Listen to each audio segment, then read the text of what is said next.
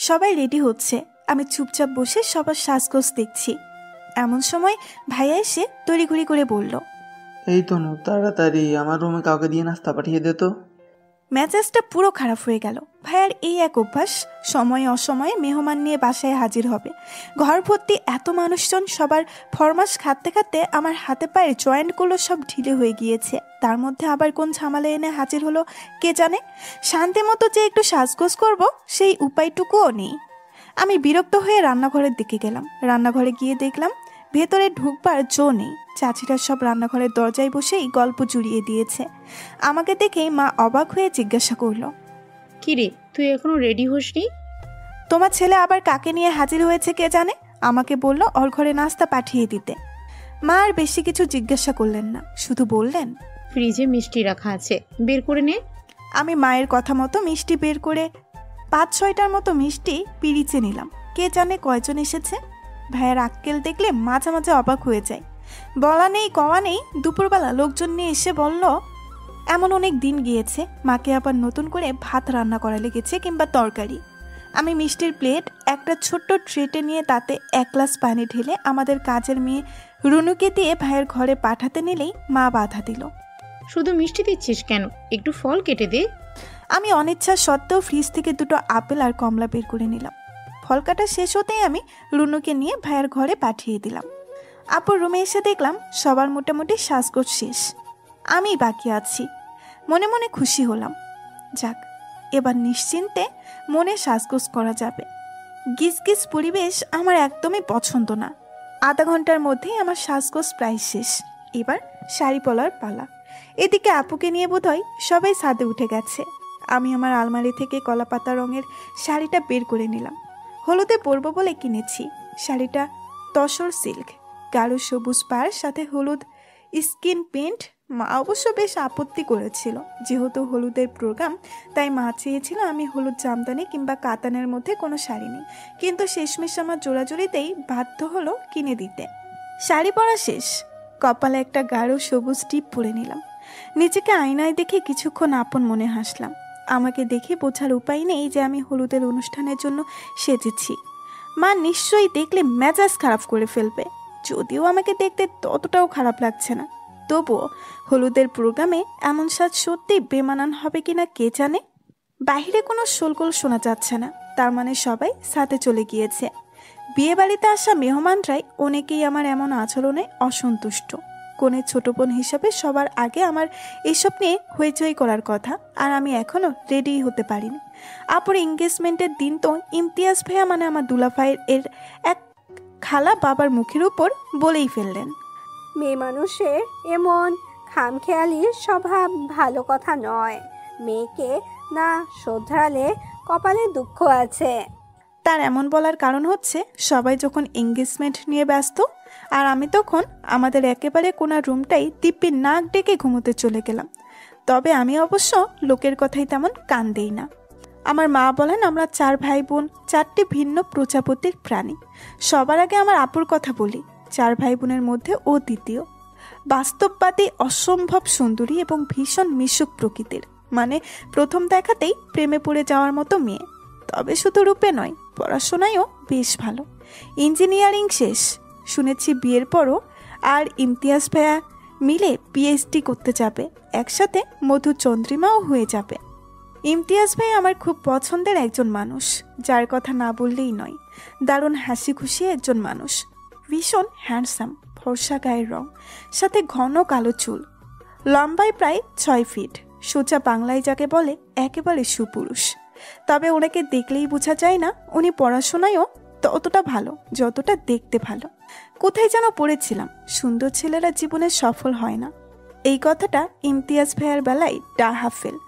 ইমতিয়াজ ভাইয়া আর আপুর কিন্তু প্রেমের বিয়ে নয়।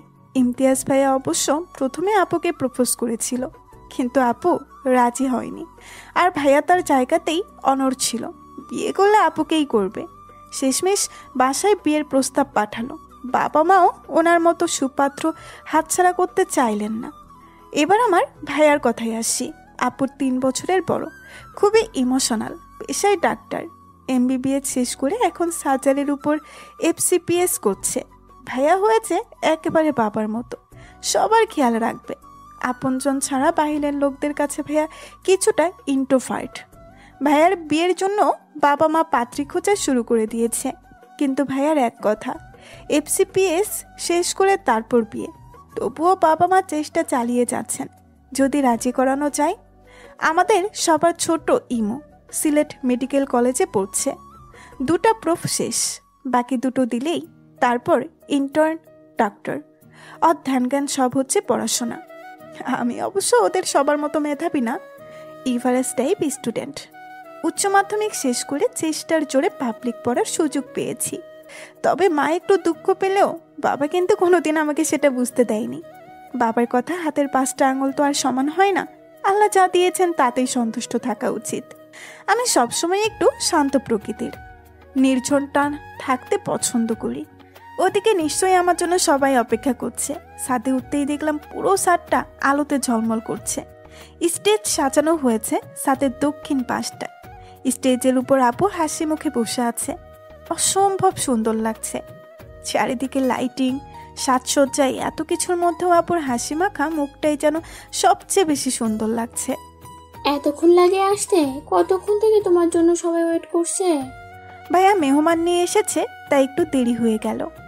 আমার কথা শুনে ইমো ভ্রু কুচকিয়ে ফেললো, এরপর একটু বিরক্তি নিয়ে বলল, এই সময় আবার কাকে নিয়ে এসেছো ভাইয়া? জানি না। ও আর কিছু বলার আগেই আমার ফোন বেজে উঠল। ইমতিয়াজ ভাইয়া ভিডিও কল দিয়েছে। আমি ফোনটা হাতে নিয়ে ছাদের একেবারে শেষ মাথায় চলে গেলাম। অ্যাপার্টমেন্ট হওয়ায় আমাদের ছাদটা মোটামুটি বেশ বড়। ফোনটা রিসিভ করতে ইমতিয়াজ ভাইয়া হাসি মুখে বললেন, তোমার আপু কোথায়? স্টেজে। ইমতিয়াজ ভাইয়া খানিকটা লাজুক গলায় বলল, আমি কতবার ফোন দিলাম ধরছি না, তুমি ওর কয়েকটা ছবি পাঠাতে পারবে আমাকে?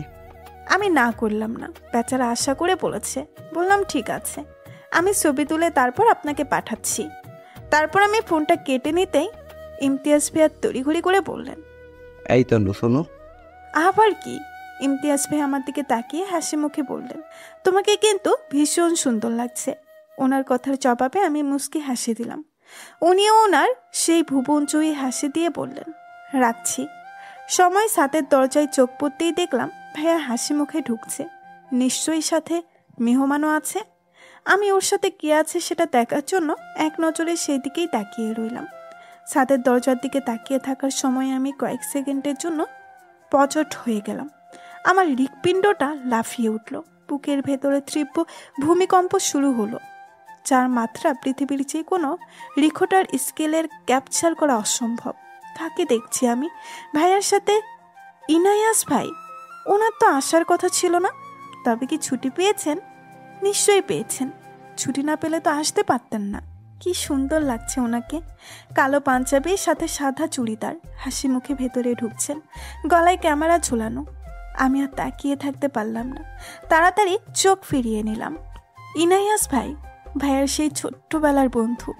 দুজনে একসাথে স্কুল কলেজ পার করে শেষে একই মেডিকেলে পড়েছে। ছোটবেলা থেকেই আমাদের বাসার সবার সাথেই ওনার খুব ভালো সম্পর্ক। এমনকি ওনার বাবা মাও প্রায়ই আমাদের বাসায় আসেন। তবে আমার সাথে ওনার সম্পর্কটা ঠিক বাকি সবার মতো না। ছোটবেলা থেকেই আমি ওনাকে দেখলেই এড়িয়ে যেতাম, লজ্জায় কখনো ওনার সাথে কথা বলতে পারিনি।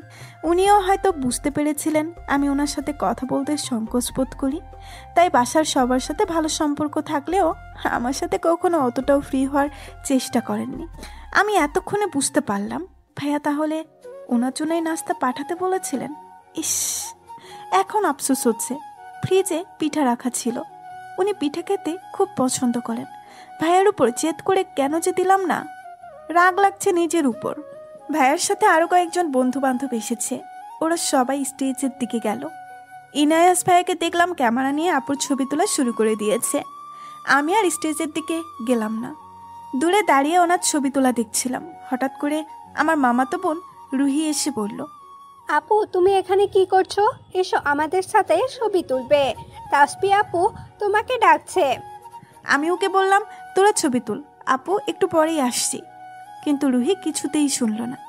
এই মেয়ে হয়েছে একেবারে একরোখা টাইপ, যা বলেছে সেটাই করতে হবে, তা না হলে চিৎকার চেঁচামেচি করে হুলস্থুল কাণ্ড পাঠিয়ে দেবে। ও আমার হাত ধরে স্টেজের দিকে টেনে নিয়ে গেল। আমাকে দেখেই আপু ধমক দিয়ে বলল, এতক্ষণ লাগে রেডি হতে? সেই কখন থেকে তোর জন্য বসে আছি। ইনায়াস ভাই ক্যামেরা হাতে নিয়ে একটু দূরে দাঁড়িয়ে আছে। আমি লজ্জায় ওনার সামনে আর কিছুতেই বলতে পারলাম না।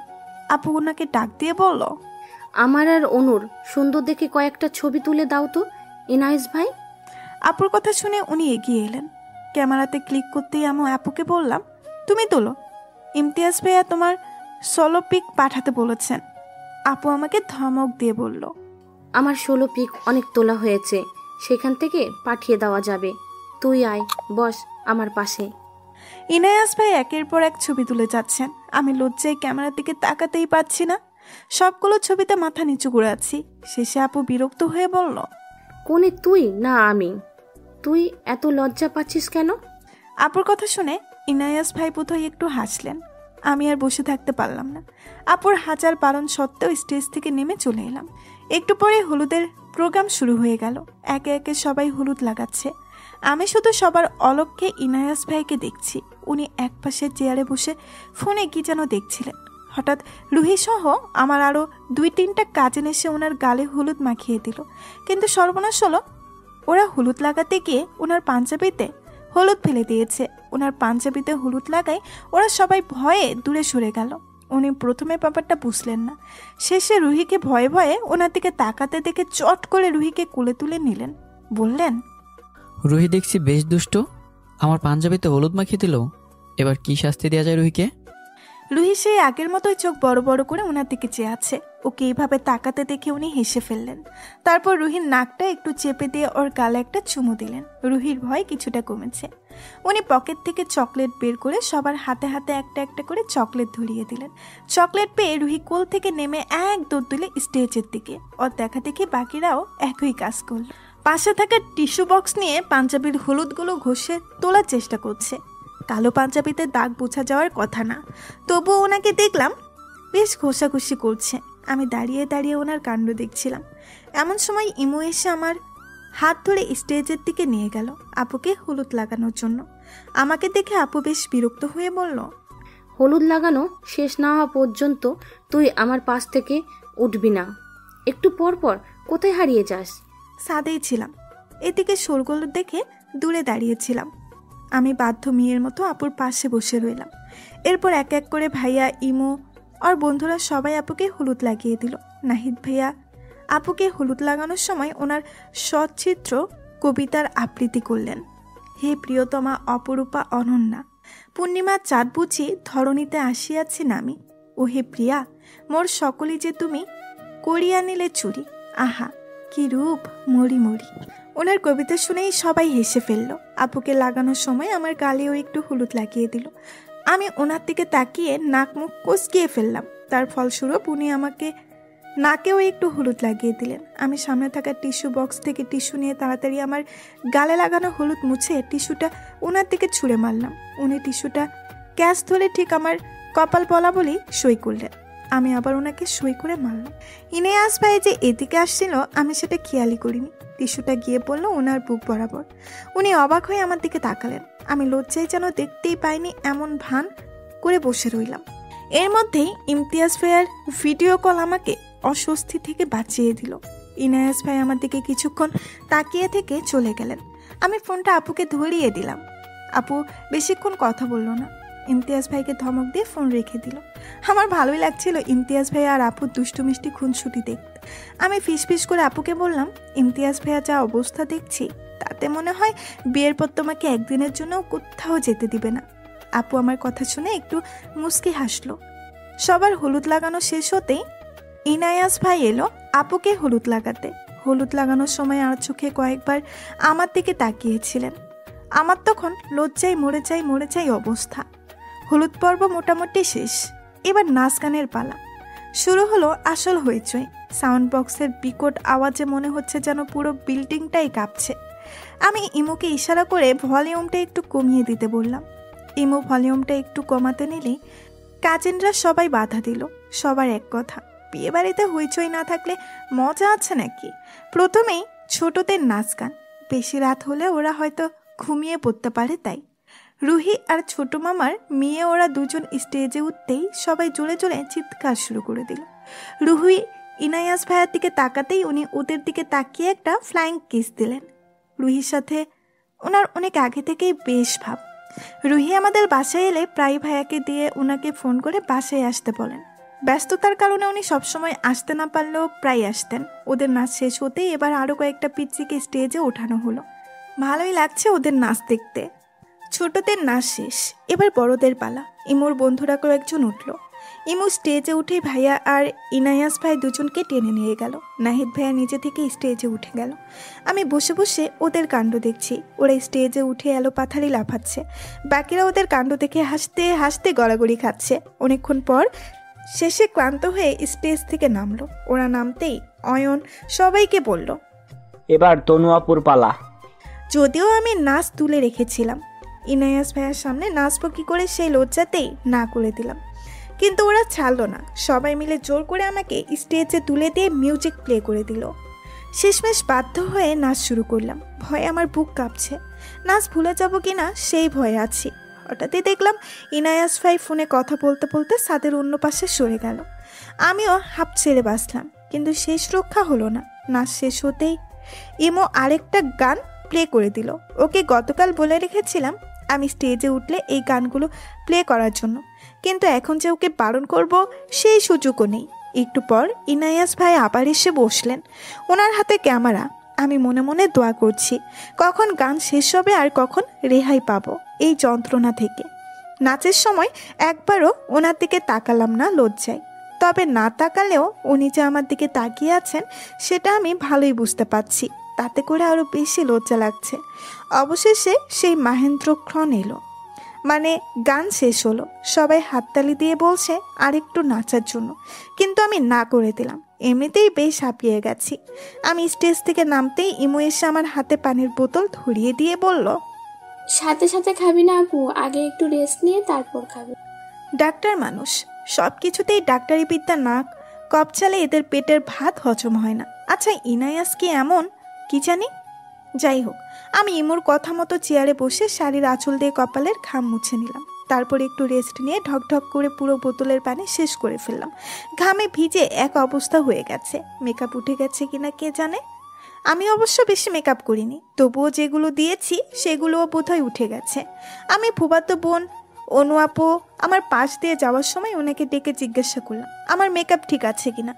ব্যস্ততার কারণে উনি আমাকে ঠিক মতো দেখলেন না, শুধু বললেন, ঘেমে তো একেবারে চুবু চুবু হয়ে গিয়েছি, তবু খারাপ লাগছে না, বউ বউ লাগছে, চুল ঠিক আছে। উনি ভেঙচি কেটে বললেন। আপুর কথা শুনে আমার মনটা খারাপ হয়ে গেল। সাত করে খোপা করেছি, নিশ্চয়ই চুলগুলো সব নষ্ট হয়ে গেছে। আমি চুপি চুপি সবাইকে ফাঁকি দিয়ে নিচে নেমে গেলাম। আমার রুমের ড্রেসিং টেবিলের সামনে বসে প্রথমে নিজেকে কতক্ষণ দেখলাম। আসলে চুলগুলো সব এলোমেলো হয়ে গেছে। আমি খোপাটা খুলে ফেলার সিদ্ধান্ত নিলাম। খুলতে বেশ হিমছিম খেতে হয়েছে, বিশেষ করে ক্লিপগুলো খুলতে খুলতেই অনেকটা সময় লেগে গেছে। খোপা খুলে উঁচু করে চুলগুলো ছুটি বেঁধে দিলাম। তারপর পরনের শাড়িটা চেঞ্জ করে আলমারি থেকে কাঁচা হলুদ রঙের একটা 3 পিস বের করে পরে নিলাম। ছাদে আবার যাবো কি না ভাবছি। দরজার কাছে আসতেই ইনায়াস ভাইকে দেখলাম টাওয়াল দিয়ে মাথা মুছতে মুছতে ডাইনিং টেবিলের সামনে এলো। ওনাকে দেখেই আমি সরে গেলাম। উনি আমাকে খেয়াল করেননি। ওনার পরনে নীল একটা গেঞ্জি আর ট্রাউজার, পায়ে স্যান্ডেল, চুলগুলো ভেজা, নিশ্চয়ই সাবান নিয়ে বেরিয়েছে। কিন্তু আমি একটা কথা বুঝতে পারছি না, উনি নিচে এলেন কখন? আর দরজা খোলার সময় আমি এবার টের পেলাম না কেন? তারপর মনে পড়লো তাড়াহুড়াতে দরজা বন্ধ করতে ভুলে গেছি। নিজের এমন বোকামিতে নিজেরই কিছুটা বিরক্তি হলাম। পুরো বাসায় কেউ নেই, অথচ আমি দরজা খোলা রেখে ভেতরে ঢুকে পড়লাম। গাধা না হলে কেউ এমন কাজ করতে পারে? আমি উকি মেরে দেখার চেষ্টা করলাম ইনায়াস ভাই কি করছে। উনি টেবিলের উপরে থাকা পানির জগ থেকে এক গ্লাস পানি নিয়ে ঠক ঠক করে পুরো পানিটা খেলেন। পানি খাওয়ার সময় ওনার অ্যাডামস অ্যাপলসটা উঠানামা করছিল, সাথে আমার হৃৎপিণ্ডটাও। প্যালোর পিটিশন শুরু হয়ে গেল। পেটের ভেতরে কেমন জানি করছে। ওনার এই অ্যাডামস অ্যাপলটা আমাকে নেশার মতো টানছে। মারাত্মক সুন্দর একটা জিনিস। তারপর টেবিলের উপর থেকে ফোন নিয়ে বাসার স্যান্ডেল পায়ে দিয়েই বেরিয়ে গেলাম। উনি বেরিয়ে গেলে আমিও আবার ছাদের দিকে গেলাম। সিঁড়ির কাছে আসতেই আমাকে আবার থেমে যেতে হলো। ইনায়াস ভাই ছাদের দরজায় দাঁড়িয়ে ফোনে কথা বলছেন। পায়ের আওয়াজ পেয়ে পেছনে ঘুরতেই আমাকে দেখতে পেলেন। উনি হাঁ করে আমার দিকে তাকিয়ে আছেন। বোধহয় ভাবছেন আমি নিচে কখন গেলাম। আমি অস্বস্তিতে পড়ে গেলাম, না পাচ্ছি উঠতে না পাচ্ছি নেমে যেতে। অন্যার কোনো চেপে ধরে আঙুলের সাথে মুচড়াচ্ছি। উনি বুঝতে পেরে দরজার পাশে থেকে সরে আমাকে ভেতরে ঢোকার জায়গায় করে দিলেন। আমি ওনার সামনে দিয়ে যাওয়ার সময় একটা একটা সিঁড়ি পার করছি, আর আমার হৃদস্পন্দন 1000 গিগাহার্টজ করে বাড়ছে। ছাদ থেকে গানের বিকট আওয়াজ আসার পরেও আমার মনে হচ্ছিল আমার হৃদস্পন্দন তার চেয়ে বেশি ভয়ঙ্কর আওয়াজ করছে। অবশেষে বাংলাদেশে মায়ানমারের বর্ডার পার করলাম আমি, মানে সিঁড়িঘর পেরিয়ে আমি ছাদে প্রবেশ করেছি। উনিও আমার পেছন পেছন ঢুকলেন। রাতে প্রায় 2:30 বাজে। সবাই এখনও চিৎকার চেঁচামেচিতেই ব্যস্ত। বাবা তাড়া দিলেন তাড়াতাড়ি প্রোগ্রাম শেষ করার জন্য। পরদিন বিয়ে, আজকে আপুকে এত রাত পর্যন্ত জাগিয়ে রাখা ঠিক হবে না। তবুও প্রোগ্রাম শেষ করতে করতে প্রায় 3:30 বেজে গেল। সবার ঘুমানোর ব্যবস্থা প্রায় আগেই করা হয়ে গেছিল, কিন্তু সমস্যা হলো ইনায়েস ভাইয়েরা ঘুমাবে কোথায়? যেহেতু ওনারা পরে এসেছেন তাই ওনাদের ঘুমানোর জন্য আলাদা কোনো ব্যবস্থা করা হয়নি। উনি অবশ্য বারবার করে বাবাকে নিষেধ করেছিলেন ব্যস্ত না হতে, বিয়ে বাড়িতে রাত জেগে থাকা চাই। বাবা শুনলেন না। ইমুর ঘরে ওনাদের থাকার ব্যবস্থা করা হলো। ভাইয়ের ঘরে মা আগেই চাচুদের থাকার ব্যবস্থা করেছিলেন। মেয়েদের থাকার ব্যবস্থা করা হলো আপুর ঘরে। আপুকে মায়ের কাছে নিয়ে গেলেন, কারণ এখানকার চেঁচামেচিতে আপু কিছুতেই ঘুমাতে পারবে না। ফ্রেশ হয়ে এসে আমি অনু আপুর পাশে শুয়ে পড়লাম। আমি শুয়ে শুয়ে ভাবছি ইনায়াস ভাই কি কালকেই চলে যাবে নাকি আরও কিছুদিন থাকবে। ইমুর ঘর থেকে হাসির শব্দ শোনা যাচ্ছে। ওরা সবাই নিশ্চয়ই হাসাহাসি করছে। আমি চুপি চুপি উঠে গিয়ে ইমুর রুমের দরজার সামনে দাঁড়িয়ে বোঝার চেষ্টা করলাম ওনারা কি নিয়ে হাসাহাসি করছে। ইনায়াস ভাই খুব ঠান্ডা গলায় মেপে মেপে কথা বলেন। ওনার কথা বলার ধরনটাও বেশ আকর্ষণীয়। উনি কথা বলার সময় মিটমিট করে হাসেন। আমি বাইরে দাঁড়িয়ে স্পষ্ট শুনতে পাচ্ছি না, কিন্তু উনি কিছু একটা বলার পরেই সবাই অট্র হাসিতে ফেটে পড়ল, সেটা বুঝতে পারলাম। ওনার গলা শুনেই আমার বুকটা দুরু দুরু করা শুরু করে দিল, হার্টবিট বেড়ে গেল। আমি দরজায় পাশে দাঁড়িয়ে আটকে রাখা নিঃশ্বাসটা ছেড়ে দিলাম। আর তখনই পৃথিবীর সবচেয়ে লজ্জাজনক ঘটনাটা আমার সাথে ঘটল। ইনায়াস ভাই দরজা খুলে বেরিয়ে এলেন, আমাকে দেখে হা করে তাকিয়ে রইলেন। আমি তখন বুঝতে পারছিলাম না আমার কি করা উচিত। 10 সেকেন্ডের মতো হ্যাং মেরে দাঁড়িয়ে রইলাম। কিছু বলবে তনু? আমি ওনার কথার জবাব দিতে পারলাম না। এক দৌড়ে আপুর রুমে চলে এলাম। লজ্জায় পুরো শরীর শিরশির করছে। কি করলাম আমি? মুক্তিবেগ অর্জন করতে পারলে এই মুহূর্তে পৃথিবীর বাইরে চলে যেতাম। কি লজ্জা, কি লজ্জা। আমি নিঃশব্দে অনু আপুর পাশের শুয়ে পড়লাম। সারা রাত লজ্জায় ছটফট করে শেষ রাত্রের দিকে সামান্য একটু ঘুম হলো। সকালবেলা ঘুম ভাঙলো সবার চেঁচামেচিতে। মা এসে আমাকে তাড়া দিল, আপুকে পার্লারে নিতে হবে। আমি উঠে তাড়াতাড়ি ফ্রেশ হয়ে নিলাম। ডাইনিংয়ে যেতেই দেখলাম ভাইয়া, ইয়ানাস ভাই, অনু আপু ওরা সবাই নাস্তা করছে। মা এসে আমাকে বলল ওদের সাথে বসে যেতে। আমি লজ্জায় বসতে পারছি না। ইনায়াস ভাইয়া আশেপাশে থাকলেই আমাকে লজ্জা রোধ করে বসে। ভাইয়া ডাক দিয়ে বলল, এই তনু, কি হলো, দাঁড়িয়ে আছিস কেন? আয় নাস্তা করবি। আর চোখে একবার ইনায়াস ভাইয়ের দিকে তাকালাম। উনি নাস্তা খেতে খেতে রুহির সাথে দুষ্টুমি করছে। আমি গিয়ে ভাইয়ের পাশে চেয়ারে বসলাম। নাহিদ ভাই এসে আমার পাশে বসলো। খেতে খেতে বলল, তনু, এখন কোন ইয়ারে আসিস? নাহিদ ভাইয়াকে আমার বেশ ভালো লাগে, কেমন যেন আপন আপন মনে হয়। উনিও ভাইয়ার অনেক পুরনো বন্ধু, হুট করেই সবার সাথে মিশে যেতে পারে। ভাইয়ের কাছে শুনেছি ওদের সার্কেল নাকি নাহিদ ভাইয়াকে ছাড়া অনেকটাই চিনি ছাড়া চায়ের মতো। বেশির ফ্রেন্ড সার্কেল নাহিদ ভাইয়ার মতো একজন থাকা বোধহয় ইউনিভার্সাল ফ্রেন্ড ল হয়ে গেছে। আমি নাহিদ ভাইয়ার কথার জবাবে শুধু বললাম, ফাইনাল ইয়ার। এসএসসি থেকে দেখছি পালিয়ে পালিয়ে বেড়াচ্ছিস, কি হয়েছে তো? নাহিদ ভাইয়ের কথা শুনে আমি বেশ অস্বস্তিতে পড়ে গেলাম। কি বলবো খুঁজে পাচ্ছিলাম না। অনু আপু একটা মিষ্টিকে চামচ দিয়ে টুকরো করে নিলেন, তারপরে একটা টুকরো নাফিসার মুখে ঢুকিয়ে দিয়ে বললেন, তাসফির পর তো ওর সিরিয়াল, তাই লজ্জা পাচ্ছে হয়তো। ওনার কথা শুনে সবাই হেসে ফেললো। অন্য সময় হলে আমি হয়তো প্রতি উত্তর করতাম, কিন্তু আজকে লজ্জায় কিছুই বলতে পারলাম না। নাস্তা শেষে আমি সবের টেবিল ছেড়ে উঠতে যাব, টেবিলের কোণার সাথে পা বেঁধে হোঁচট খেলাম। আর আমার হাতে থাকা পানির গ্লাস পানিসহ একেবারে ইনায়াস ভাইয়ের মাথায়। চোখের উপরে একটু কপালে লেগেছে বাড়ি। রুহি ছিল ওনার কোলে, আর মাথায়ও পড়তে যদি না উনি ধরে এক হাত দিয়ে কাচের গ্লাসটা ফেলতেন। গ্লাস রেখে সাথে সাথে কপালে হাত দিয়ে চেপে ধরলেন। আমি স্পষ্ট বুঝতে পারছি উনি চোখে মুখে অন্ধকার দিচ্ছেন। ফর্সা মুখ কালো হয়ে গেছে, ঘটনার আকস্মিকতায় আমি অল্প কিছুক্ষণের মধ্যেই কপাল ফুলে আলো, ফোলা জায়গাটা লাল হয়ে গেল। রুহি দৌড়ে গিয়ে টাওয়াল এনে দিল। উনি রুহির হাত থেকে টাওয়াল দিয়ে মাথা মুছলেন। অনু আপু ওনার কপালে বরফ চেপে ধরলেন। আমি তার পাশে হতবস্ত হয়ে দাঁড়িয়ে আছি। অনু আপু আফসোস করে বললেন, কি যে করিস অনু, সাবধানে চলবি না, বেচারির কপাল ফুলে ঢোল হয়ে গেছে। নিজেকে মনে মনে যত কুৎসিত রকমের গালি আছে সব দিলাম। আসলেই তো, এতজনের মাথা থাকতে ইনায়াস ভাইয়ের মাথাতেই আমি পানি ফেলতে হলো। একটু পর অনু আপু আমার হাতে বরফ ধরিয়ে দিয়ে বলল, নে ধর, আমার দেরি হয়ে যাচ্ছে, নাফিসাকে খাওয়ানো হয়নি, তুই ধর। আমি বরফের বাটি হাতে নিয়ে বোকার মতো দাঁড়িয়ে রইলাম। ইনায়াস ভাইয়া আমার হাত দিয়ে বাটি দিয়ে নিজেরই কপালে লাগানো শুরু করলেন। আমি তখনও চুপ। উনি বললেন, আমি লাগিয়ে নিচ্ছি, তুমি যাও, রেডি হয়ে নাও। পার্লারে যাবে না?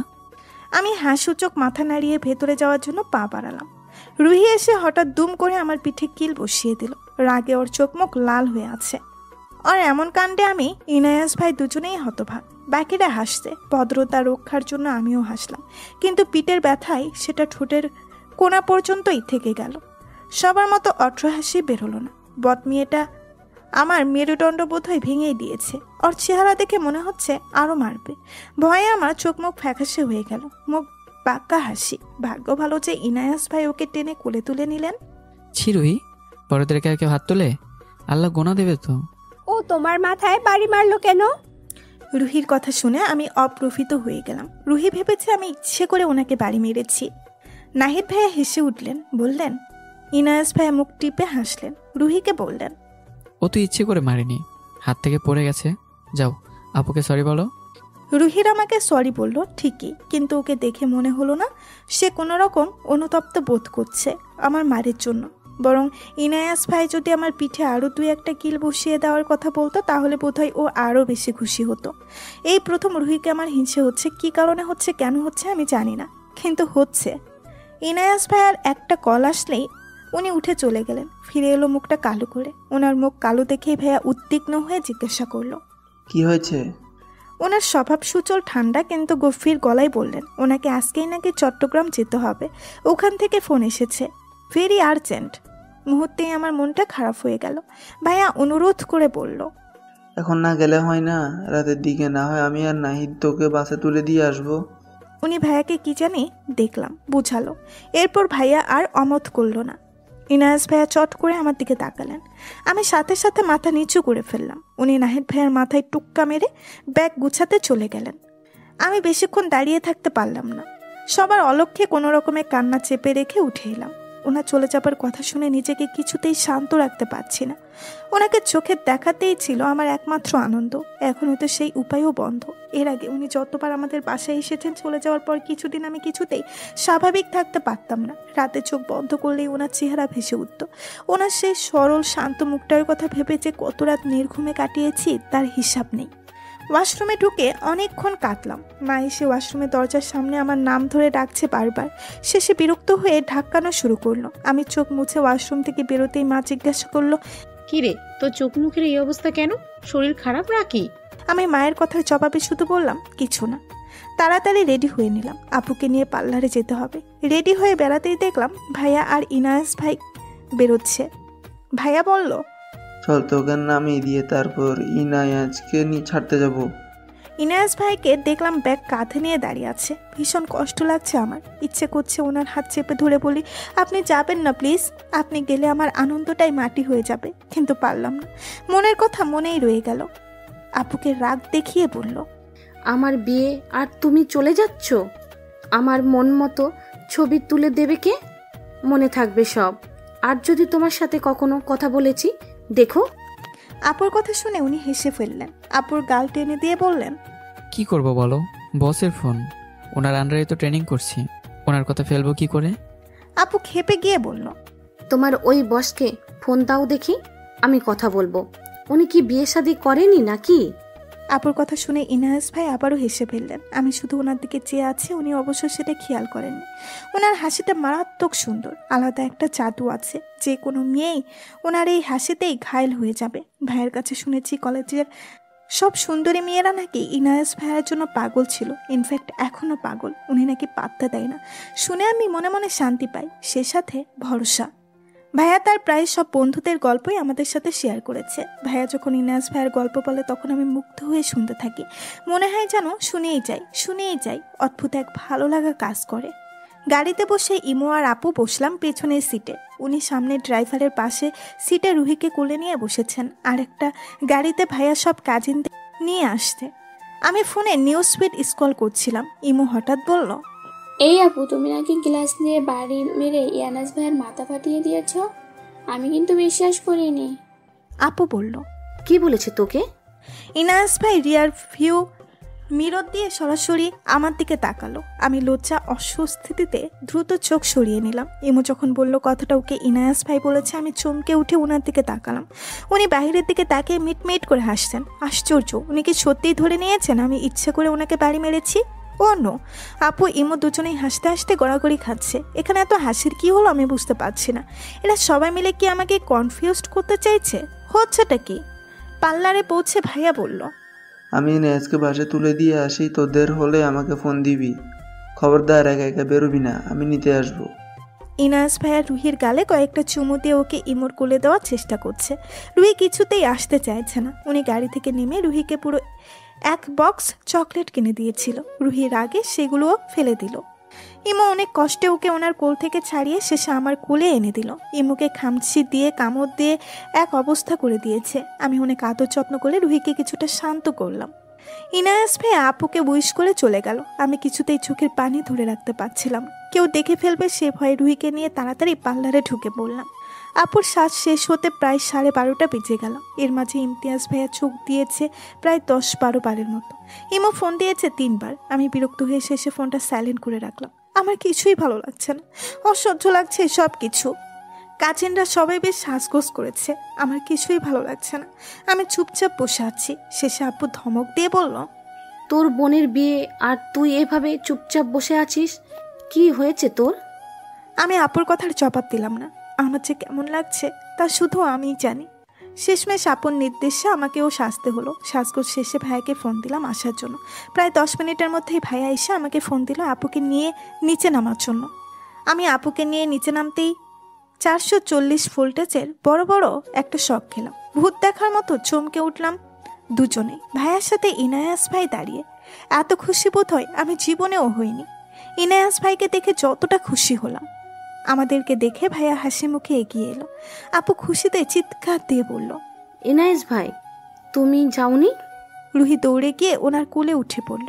উনি রুহিকে কোলে নিয়ে আপুর কথার জবাবে মুস্কি হেসে বললেন, শেষ মুহূর্তে ক্যান্সেল হয়ে গেছে। আপু উচ্ছ্বাসিত গলায় বলল, আমি তোমাকে বলে বোঝাতে পারবো না ইনায়েস ভাই, তোমাকে দেখে কতটা খুশি হয়েছি। উনি আবারও ওনার সেই ঘায়েল করা হাসিটা দিয়ে বলল, আমিও তোমাকে বলে বোঝাতে পারবো না বিয়ের সাথে তোমাকে কত সুন্দর লাগছে। ওনার কথা শুনে আপু লজ্জা পেয়ে গেল। ভাইয়া ইনায়াস ভাইকে সমর্থন করে বলল, সত্যি তাসফি, তোকে অসম্ভব সুন্দর লাগছে। ভাইয়ার কথা শুনে আপু দুষ্টুমি স্বরে বলল, তোমার উপর আমার বিশ্বাস নেই, তবে ইনায়াস ভাই যেহেতু বলেছে তাই বিশ্বাস করলাম। আপু হুট করে আমাকে ইনায়াস ভাইয়ের দিকে ঘুরিয়ে বলল, অনুকে কেমন লেগেছে ইনায়েস ভাই? সুন্দর লেগেছে না? আপুর এমন কাণ্ডে আমি বেশ অস্বস্তিতে পড়ে গেলাম। ও এমন কিছু করবে আমি ভাবতেও পারি না। আমি লজ্জায় মাথা নিচু করে ফেললাম। আপুর কথা শুনেই ইনায়াস ভাই ঠোঁট কামড়ালেন, আমার দিকে তাকিয়ে মুস্কি হাসলেন, তারপর স্বাভাবিকভাবে বলল, সুন্দরীর বোন তো সুন্দরী তো হবেই, তাই না? আপু ওনার কথার পাল্টা জবাব দিয়ে বলল, সাজ কেমন হয়েছে ইনায়েস ভাই? আমি সেটাই জিজ্ঞাসা করেছি। ও তো সাজতে চাইছিল না। সুন্দর হয়েছে না সাজটা? আমি আপুকে ফিসফিসিয়ে বললাম, আপু তুমি বিয়ের কোণে এত কথা বলছো কেন? আপু আমার কথা শুনে হাসতে হাসতে বলল, তো কি করব, তোর মতো চুপচাপ বসে থাকবো নাকি? তোকে দেখে মনে হচ্ছে বিয়েটা আমার না তোর হচ্ছে। আমি আপুর কথার কোনো উত্তর দিলাম না। ভাইয়া তাড়াতাড়ি করে বলল, হয়েছে, এবার থাম তোরা। এখানে দাঁড়িয়ে আছিস কেন? সময় নষ্ট করছিস। বাবা অনেকবার ফোন দিয়েছে, তোদের হলো কিনা জিজ্ঞাসা করেছিল। আর দেরি করিস না, এবার চল। সেন্টারে পৌঁছালাম আধা ঘন্টা পর। বর এসে গেছে। ইমতিয়াজ ভাইয়াকে আপুর পাশে বসানো হলো। বাবা এসে আমাকে, ভাইয়াকে আর ইমুকে একপাশে ডেকে নিয়ে গেলেন। বাবার চোখ মুখ কেমন যেন শুকনো লাগছে। ভাইয়া বাবাকে বলল, তোমার কি শরীর খারাপ লাগছে নাকি বাবা? চোখ মুখ এমন শুকনো লাগছে কেন? বাবা কিছু বললেন না। ইমু আর ভাইয়া মিলে বাবাকে প্রায় জোর করে একপাশে নিয়ে গিয়ে প্রেশার চেক করলো। ভাইয়া তাড়াতাড়ি বাবাকে প্রেশারের ওষুধ দিয়ে আমাকে বলল, বাবাকে শোয়াতে হবে, বিপি মারাত্মক, খাই। আমাদেরকে এদিকে ব্যস্ত দেখে ইনায়াস ভাই এগিয়ে এসে ভাইয়াকে জিজ্ঞাসা করলো, কি হলো, আঙ্কেলের শরীর খারাপ নাকি? আমাদের কথা বলার মাঝখানেই বাবা হঠাৎ ডুকরে কেঁদে উঠলেন। বাবাকে আর কখনো এমন অসহায় লাগেনি। তারপর চট করে আবার চোখের পানি মুছে বললেন, তাপসিটা চলে গেলে পুরা ঘর ঠান্ডা হয়ে যাবে। আমার মেয়ে একা একা সব সামলাবে কি করে? এতক্ষণে বুঝতে পারলাম বাবার মুখটা এত মলিন দেখাচ্ছিল কেন। ইনায়াস ভাই বাবার পাশে বসলেন। বাবার হাত চেপে ধরে সান্ত্বনার সুরে বলল, তাসফি খুবই বুদ্ধিমতী মেয়ে, আপনি শুধু শুধু ওকে নিয়ে টেনশন করছেন আঙ্কেল। বাবা ওনার দিকে অসহায় দৃষ্টিতে চেয়ে আছেন। উনি বাবার দিকে তাকিয়ে মুখে হালকা হাসির রেখা টেনে বললেন, আমি জানি তাসফিকে নিয়ে আপনার টেনশন হচ্ছে। নতুন জায়গা, নতুন পরিবেশ, খাপ খাওয়াতে পারবে কিনা? আসলে মেয়েরা হচ্ছে বাবার প্রিন্সেস। ছোটবেলা থেকে সংসার জীবনের আগ পর্যন্ত একটা মেয়ে তার সকল লড়াই বাবার হাত ধরে পার করে। তারপর যখন একটা নির্দিষ্ট বয়স হয়, এত বছরের চেনা জগৎ ছেড়ে একটা মেয়েকে সম্পূর্ণ নতুন একটা পরিবেশের সাথে নিজেকে মানিয়ে নিতে হয়। এটাই প্রকৃতির নিয়ম। কিন্তু এই সময় প্রতিটা মেয়েই মনে মনে এমন একজন মানুষকে চায় যে তার বাবার মতো, তার বড় ভাইয়ের মতো তাকে সব বিপদ থেকে আগলে রাখবে। আর সেই মানুষটাকে খুঁজে দেওয়ার দায়িত্ব হচ্ছে তার পরিবারের লোকজনদের। একমাত্র ইমতিয়াজকে দেখুন তো, আপনার কি মনে হয় ইমতিয়াজ তাসফির জন্য সেই মানুষ যার মাঝে আপনি আপনার ছায়া দেখতে পান? বাবা ইমতিয়াজ ভাইয়ের দিকে এক নজর তাকিয়ে বলল, ইমতিয়াজের উপর আমার সেই ভরসা আছে। ইনায়াস ভাই এবার হেসে উঠে বললেন, তাহলে শুধু শুধু টেনশন করছেন কেন? আপনি যদি এমনভাবে ভেঙে পড়েন, তাসফি ভরসা কার কাছ থেকে পাবে? এখন তো আপনাদের সবার দায়িত্ব ওকে ভরসা দেওয়া। যে এতদিন ধরে ও যাদের উপর ভরসা করে এসেছে, এখন থেকে ইমতিয়াজই ওর জন্য সেই ভরসার জায়গা। বাবা নরম গলায় বললেন, আসলে মেয়ের বাবা তো, তাই না চাইতো অনেক চিন্তা মাথায় চলে আসে।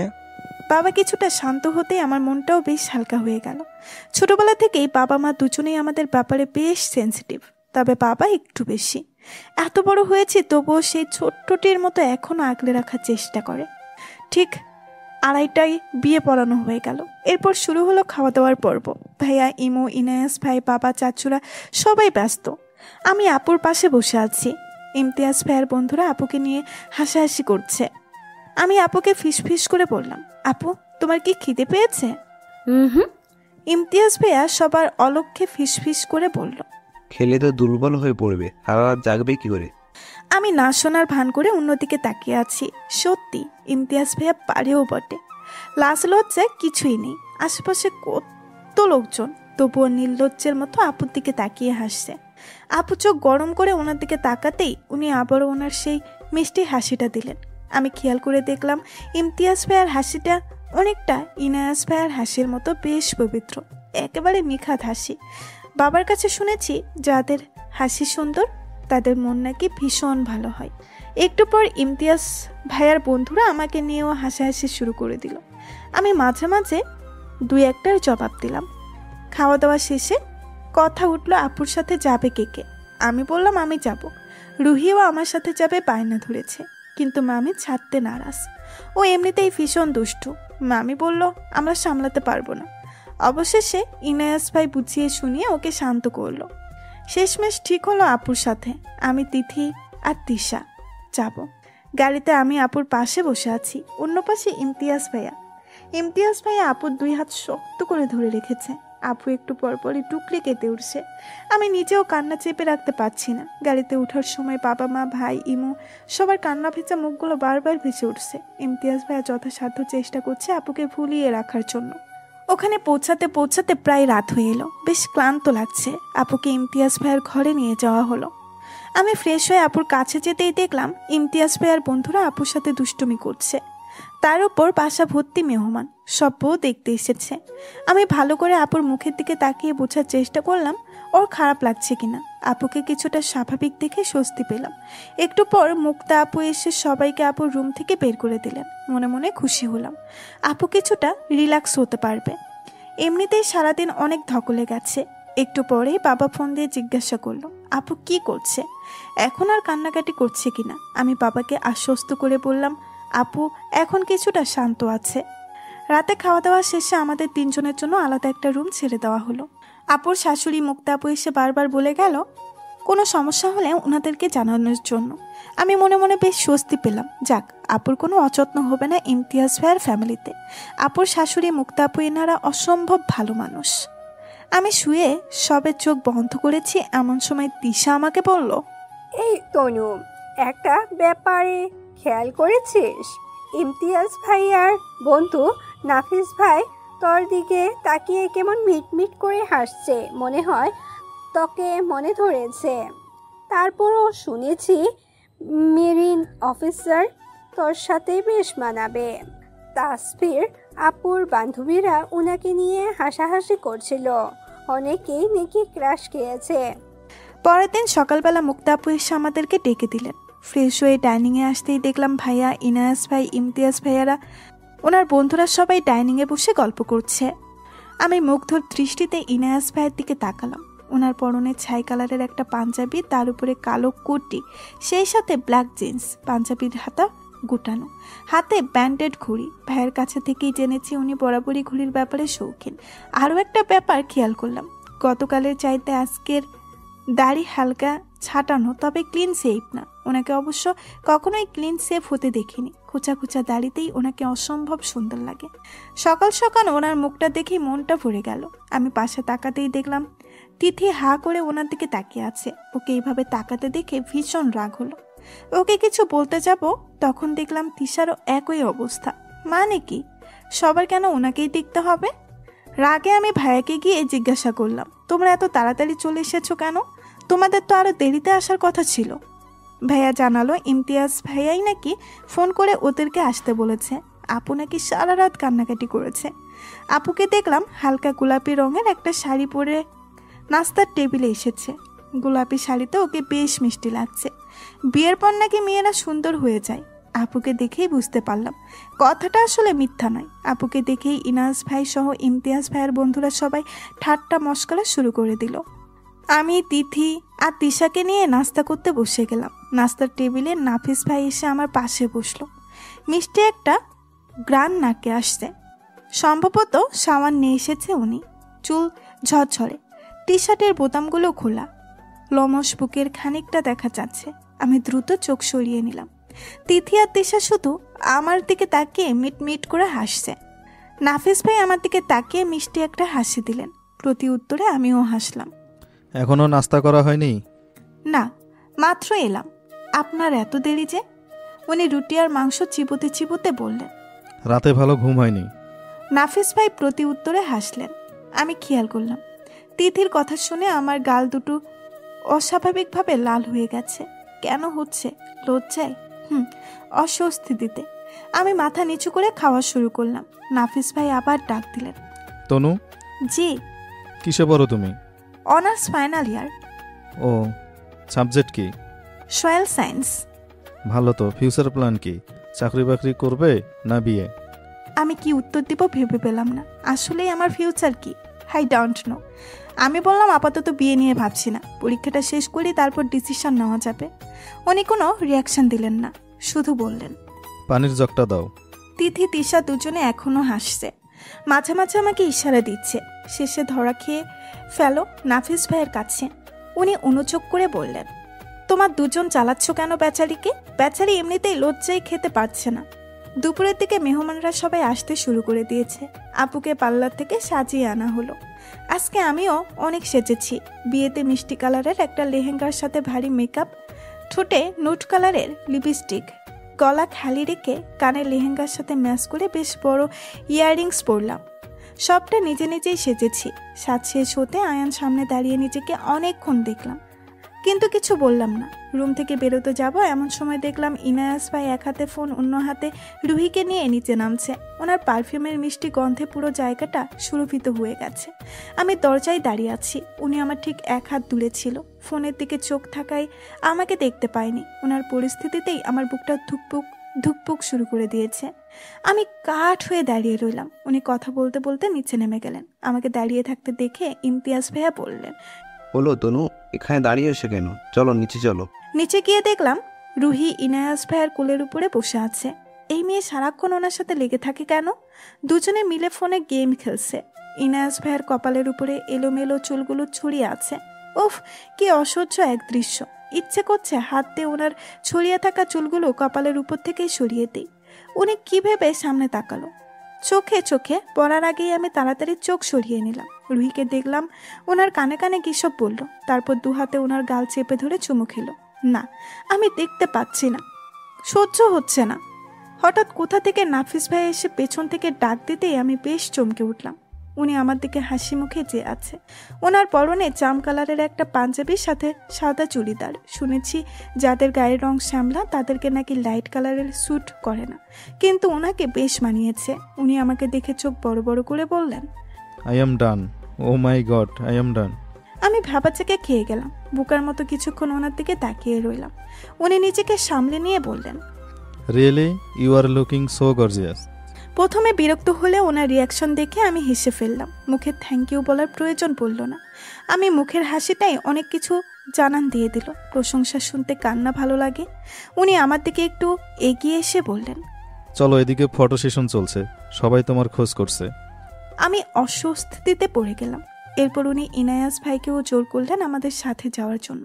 ওনার কথার মাঝখানে ইমো ভাইয়ার বন্ধুরা সবাই এসে ইনায়াস ভাইকে নিয়ে টানাটানি শুরু করে দিল। ইনায়াস ভাই স্বাভাবিকভাবেই রুহিকে কুলে নিয়ে ওদের সাথে ছবি তুলতে চলে গেলেন। উনি কি আদৌ স্বাভাবিক ছিল হয়তো। আমি যাব কি যাব না ভাবছি। ইনায়াস ভাইয়া না থাকলে হয়তো এতটা সংকোচ হতো না। জানি না কেন উনি সামনে থাকলেই আমার সব কিছু কেমন যেন এলোমেলো হয়ে যায়। দাঁড়িয়ে দাঁড়িয়ে এসব ভাবছিলাম, হঠাৎ মুক্তা আপু এসে আমার হাত ধরে টেনেই নিয়ে গেলেন। ওখানে গিয়ে দেখলাম নাহিদ ভাইয়া, অনু আপু, ওরা সবাই এসে গেছে। আপুকে স্টেজে বসিয়ে রাখা হয়েছে। ফটোগ্রাফার ইমো ইনায়াস ভাইয়ের ক্যামেরাটা ওর হাতে। ইনায়াস ভাই রুহিকে কোলে নিয়ে সবার মাঝখানে দাঁড়িয়েছে। আপুর ঠিক পেছনে। মুক্তা আপু আমাকে তার পাশে দাঁড় করিয়ে দিলেন। আমাকে দেখেই আপু ধমক দিয়ে বলল, সব জায়গায় তোকে ডেকে ডেকে আনা লাগে কেন? কোথায় হারিয়ে যাস একটু পরপর? আমি ওর কথার জবাব না দিয়ে একটু হাসলাম। ইমো বলল, এই আপু তুমি বাদ পড়ছো তো, মাঝখানে গিয়ে দাঁড়াও। আমি বললাম, তুই আগে ওদের সবার ছবি তুলে নে, আমি বরং বেরিয়ে যাই। সবার তোলা শেষ হলে আমি আলাদা করে আপুর সাথে তুলব। কিন্তু আপু রাজি হলো না। ধমক দিয়ে আমাকে চুপ করিয়ে দিয়ে বলল, তুই আমার পেছনে দাঁড়া। আপুর কথা শুনে আমি লজ্জায় পড়ে গেলাম। আপুর পিছনে মানাতে ইনায়াস ভাইয়ের পাশে দাঁড়াতে হবে। আমি লজ্জায় মরে যাব ওনার পাশে দাঁড়াতে গেলে। ওনার অবশ্য কোনো রিয়াকশন নেই, নির্বিকারভাবে সবার সাথে হাসাহাসি করছে। বোধহয় আপুর কথা শুনতে পেয়েছে, তাই একপাশে সরে আমাকে জায়গা করে দিল। আমার চোখ লেগে আছে তার সুন্দর মুখটার দিকে। আজকে তাকে একটু বেশিই সুন্দর লাগছে। আমার দিকে চোখ পড়তেই আন্তরিক হাসি দিলেন। বরাবরের মতো এবারও আমি চোখ ফিরিয়ে নিলাম। মানুষটাকে আল্লাহ একসাথে কতগুলো গুণ দিয়েছেন। কি সুন্দর সবার সাথে মিশে যান, দেখতে সুন্দর, পড়াশোনায় ভালো। ভাইয়া বলে ওদের মেডিকেলের নাকি সবচেয়ে জিনিয়াস স্টুডেন্ট ইনিয়াস ভাই। অথচ কি নিরহংকার একজন মানুষ। সৃষ্টিকর্তা যে কত মায়া দিয়ে যে ওনাকে তৈরি করেছেন সেটা শুধু উনিই জানেন। আমি ওনাকে নিয়ে ভাবনায় ব্যস্ত। এমন সময় নাফিস ভাই হুট করে বলে উঠল, আমার পাশে এসে দাঁড়াও তনু, এদিকে স্পেস আছে। ওনার কথা শুনে আমি অবাক হয়ে আপুর দিকে তাকালাম। আপু আমাকে ইশারায় বুঝালো ওনার পাশে গিয়ে দাঁড়াতে। কোনো সমস্যা নেই। আমি কিছুটা বাধ্য হয়েই ওনার পাশে গিয়ে দাঁড়ালাম। ভীষণ বিরক্ত লাগছে ওনার পাশে দাঁড়িয়ে থাকতে। রাগ হচ্ছে। এক মুহূর্তের জন্য মনে হচ্ছিল উনি ইচ্ছে করে আমাকে ইনায়াস ভাইয়ের পাশে দাঁড়াতে দেননি। তিথি আর তিশাকে দেখলাম আমার দিকে তাকিয়ে মিটমিট করে হাসছে। ছবি তোলার এক পর্যায়ে ইনায়াস ভাই রুহিকে আপুর কুলে দিয়ে ইমোকে বলল। এবার আমি আরো অস্বস্তিতে পড়ে গেলাম। এখন তো আর ক্যামেরার দিকে তাকাতেই পারবো না লজ্জায়। আমি তড়িঘড়ি করে আপুর কানে ফিসফিসিয়ে বললাম, আপু আমি ওয়াশরুমে যাব। আপু বিরক্ত হয়ে বলল, যা। আমি চলে আসার সময় নাহিদ ভাইয়া, নাফিস ভাইয়া, মুক্তা আপু সবাই জিজ্ঞাসা করলো কি হয়েছে। আমি কিছু বলার আগেই আপু বলল, ও একটু কাজে আছে, আমি পাঠিয়েছি। উপরে চলে এলাম। এরপর আর নিচে যাইনি। মুক্তা আপুর রুমে এসে ঘুম দিলাম। ঘুম ভাঙতেই দেখলাম আমার পাশে নাফিস ভাই লম্বা হয়ে ঘুমাচ্ছে। পুরো ঘর আবছা আলো, আবছা অন্ধকার, দরজাটা হালকা ভেনানো। এই মুহূর্তে অন্য কোনো মেয়ে হলে হয়তো নাফিস ভাইয়ার ঘুমন্ত মুখটা দেখে দেখে শিহরিত হতো, কিন্তু আমি হলাম না। ওনাকে দেখে তড়াক করে লাফিয়ে উঠলাম। আমার হৃৎপিণ্ড মেজাজ প্রচণ্ড রকমের খারাপ হয়ে গেল। ওনার কাছে গিয়ে তিক্ত গলায় ডাক দিলাম, নাফিস ভাই। সাড়া নেই। আমার মেজাজ তখন একেবারে সপ্তম আসমানে, প্রায় চেঁচিয়ে উঠলাম। এইবারে কাজ হলো। উনি ঘুম ঘুম চোখে আমার দিকে তাকালেন। তুমি? আমার চোখে তখন আগুন ছড়ছে। ওনার চোখ দুটো লাল হয়ে আছে। সম্ভবত কাঁচা ঘুম নষ্ট করে দিয়েছি। ক্ষিপ্ত গলায় বললাম, আপনার কোনো আক্কেল আন্দাজ নেই? উনি হাঁ করে তাকিয়ে আছেন। সম্ভবত বুঝতে পারেননি আমি কি মিন করতে চাইছি। বাড়ি ভর্তি মানুষজন, আপনি আর আমি এক রুমে। আপনি এই রুমে কেন এসেছেন? আমাকে দেখতে পাননি? এবার বোধহয় বুঝলেন। শান্ত গলায় বললেন, কাল রাতে ভালো ঘুম হয়নি। আমার মাইগ্রেনের সমস্যা আছে। বাকি রুমগুলোতে মানুষজন ভর্তি। সরি তনু, আমার খেয়াল করা উচিত ছিল। আমাকে সজাগ করে দিলেন না কেন? কাঁথা মুড়ি দিয়েছিলে তো, তাই দেখিনি। ভেবেছিলাম আধা ঘন্টার মধ্যেই উঠে যাব। মেজাজ বিগড়ে গেল। বাহ, কি সুন্দর কথা। রাগে চিৎকার দিয়ে বললাম, আপনার উদ্দেশ্য আমি ভালো করেই বুঝে গেছি। একটা মেয়েকে ঘুমাতে দেখে আপনার মাইগ্রেনের সমস্যা উঠে গেল। আপনি যে এত বড় ইতর আমার জানা ছিল না। আমি এমনিতেই খুব শান্ত স্বভাবের, কিন্তু আজকে কেন এত মেজাজ খারাপ হলো আমি জানি না। আমার কথা শুনেই নাফিস ভাই উঠে বসলেন, চোয়াল শক্ত করে বললেন, আমার উদ্দেশ্য মানে? তোমার আমাকে কি মনে হয়? আমি চরিত্রহীন, বদমাইশ, লম্পট? তোমার কথাবার্তা শুনে তো মনে হচ্ছে আমি ঘুমাতে নয়, তোমাকে রেপ করার জন্য ঢুকেছি। আমি দ্বিগুণ জোরে চেঁচিয়ে উঠলাম। হুট করে কেন এত রাগ হচ্ছে আমি নিজেও জানি না। ঠাস করে ওনার গালে চড় বসিয়ে দিলাম। আমি নিজেই হতভম্ব। মুহূর্তেই নাফিস ভাইয়ের চেহারা অগ্নি মুক্তি ধারণ করেছে। হ্যাসকার টানে আমাকে ওনার কাছে নিয়ে গেলেন। তারপর ঠেলতে ঠেলতে দেওয়ালের সাথে চেপে ধরলেন। রাগে চোখ মুখ লাল হয়ে গেছে।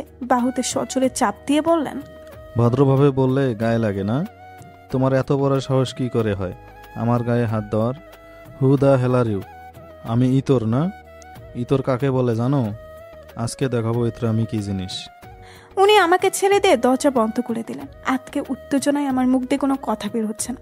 প্রাণপণ চেষ্টা করলাম মুখ দিয়ে আওয়াজ বের করার জন্য, কেবল ফ্যাস ফ্যাস আওয়াজ হচ্ছে। নাফিস ভাই আমার হাত দুটো ওনার এক হাতে মুঠো এনে উঁচু করে ধরলেন। অন্য হাত দিয়ে ঝুটি করা চুলগুলো এক টানে খুলে ফেললেন। আমার চোখ দিয়ে অনবরত পানি পড়ছে। আঙুল দিয়ে আমার ঠোঁটে লিপস্টিক লেপটে দিলেন। কাজল এক বুড়ো খেবড়া করে দিলেন। গায়ের ওড়নাটা টান দিয়ে খুলে ফেললেন। চিৎকার করতে যাবো তার আগেই হাত ছেড়ে দিয়ে মুখ চেপে ধরলেন। আমি কখনো ভাবতেই পারিনি নাফিস ভাই এমন একটা কাণ্ড ঘটাবেন। ভয়ে সারা শরীর কাঁপছে। উনি রাগে আমার ঘাড়ে সজোরে কামড় বসিয়ে দিলেন। চিৎকার দিতে পারছি না, মুখ বন্ধ, দম বন্ধ হয়ে মারা যাবার মতো অবস্থা। তারপর রাক্ষসটা ধাক্কা মেরে আমাকে বের করে দিল। বের করে দেওয়ার আগে বলল, অসভ্যের মতো ছেলেদের রুমে ঢুকে ঘুমিয়ে পড়বে, আবার বড় বড় লেকচার দিবে। খাট থেকে টেনে হিঁচড়ে বের করে দিলে উচিত শিক্ষা হতো। এবারের মতো ছেড়ে দিয়েছি, আর কখনো যদি লাগাম ছাড়া কথাবার্তা বলছো তখন দেখবে কি হাল করি। আমি যতটা ভালো তার চেয়ে বেশি খারাপ হতে পারি, মাইন্ড ইট। তারপর আমার মুখের উপরে ওড়না ছুঁড়ে দিয়ে দরম করে দরজা বন্ধ করে দিলেন। জীবনে এই প্রথম কারো কাছ থেকে এত অপমানিত হয়েছি আমি। বুক ফেটে কান্না আসছে, পা দুটো টলছে, ঘাড়ের ব্যথায় চোখে মুখে অন্ধকার দেখছি। দরজার কাছে ঘুরে পড়ে যেতে নিলাম, কিন্তু কেউ একজন ধরে ফেললো। হাঁটু আর ঘাড়ে হাত রেখে শূন্য তুলে নিল আমাকে। আমি তার বুকের উপর গিয়ে পরিচিত একটা ঘ্রাণ আসছে। তারপর আর কিচ্ছু মনে নেই, জ্ঞান হারালাম। মুক্তাপুর কাছ থেকে যখন শুনলাম ওনার ঘরটা গতকাল নাফিস ভাই, ওনার বর, ওনার দেবর সহ ইমতিয়াজ ভাইয়ের আরও কয়েকজন বন্ধুদের ছেড়ে দেওয়া হয়েছে, তখন আমার মাথায় বাস পড়ল। নিজের উপরে প্রচণ্ড রাগ হলো। মুক্তাপুকে জিজ্ঞেস করে নেওয়া উচিত ছিল, কিন্তু নাফিস ভাইয়ার তখনকার বিহেভিয়ারের কথা মনে পড়তেই ঘৃণায় মরে যেতে ইচ্ছে করছে। এভাবে কেউ একটা মেয়ের সাথে বিহেভ করে? কাউকে বাহির থেকে দেখলে আসলে বোঝা যায় না তার ভেতরটা কতটা জঘন্য। নাফিস ভাই আমাকে একটা জঘন্যভাবে অপমান করবে আমি স্বপ্নেও ভাবিনি। ওনার ব্যবহারের কথা মনে পড়লেই অপমানে মরে যেতে ইচ্ছে করছে। কিভাবে পারল উনি? আমি তাকে কোনোদিন ক্ষমা করব না। হ্যাঁ, আমি কাউকেই জানাইনি ঠিকই, কিন্তু তার মানে এই নয় যে আমি ওনাকে মাফ করে দিয়েছি। আমি শুধু চাইনি আপুর বিয়েতে কোনো রকম ঝামেলা হোক। তাছাড়া ইমতিয়াজ ভাইয়ার বন্ধু উনি, ব্যাপারটা জানাজানি হলে একটা জটিলতা সৃষ্টি হতে পারে। তাই না হলে তাকে আমি, তবে শুধু একজন জানতে পেরে গেছে, তিনি হলেন মুক্তা আপু। আমার জ্ঞান ফেরার পর আমি নিজেকে মুক্তা আপুর রুমে আবিষ্কার করলাম। আমার পাশে নাফিস ভাই বসেছিলেন, উদ্ভ্রান্ত চেহারা নিয়ে, চেহারায় অনুশোচনায় ভরপুর। আমার দিকে তাকিয়ে শান্ত গলায় বললেন, এখন কেমন আছো? আমি জবাব দিলাম না। তিনি নরম গলায় বললেন, রাগ উঠলে আমার মাথা ঠিক থাকে না, তোমার তখন ওভাবে বলা ঠিক হয়নি। রাগে আমার সমস্ত শরীর কিরমির করে উঠল। কত বড় অভদ্র ইতর হলে এভাবে কথা বলতে পারে? আমার দোষ? আমি কি জানতাম মুক্তা তার রুমটা ওনাদের ছেড়ে দিয়েছে? রাগের মাথায় না হয় একটা থাপ্পড় দিয়েছি, তাও জীবনে এই প্রথম কারোর সাথে এমন খারাপ ব্যবহার করেছি, তাই বলে এভাবে আমাকে দুঃখে কষ্টে আমার চোখে পানি চলে এলো। আমি কিচ্ছু বললাম না, মুখ ফিরিয়ে নিলাম। উনি আমার দিকে এক পলক তাকালেন, আমার চোখে মুখে ঘৃণা। কিছু বললেন না, চুপচাপ বসে রইলেন। তখনই মুক্তা আপু হুড়মুড়িয়ার ভেতরে ঢুকলেন, আমার মাথার কাছে এসে বসলেন, মাথায় হাত বুলিয়ে দিয়ে বললেন, কি করেছো তোকে? আমি কষ্ট চেপে রাখতে পারলাম না, চোখের পানি ছেড়ে দিয়ে ফুপিয়ে উঠলাম। মুক্তা আপু আমার ঘাড়ের কাছে কামড়ের দাগটা দেখে আটকে উঠলেন। ওনার বুঝতে বাকি রইল না কি ঘটেছে। নাফিস ভাইয়ের গালে সচলে চোল বসিয়ে দিলেন। নাফিস ভাই মাথা নিচু করে বসে রইল। রাগে চেঁচিয়ে উঠলেন মুক্তা আপু, এইভাবে জানোয়ারের মতো কেউ কামড়ায়? এই তুই কি রাক্ষস নাকি? আমার দিকে তাকা তাকা বলছি, কেন করেছিস এমন?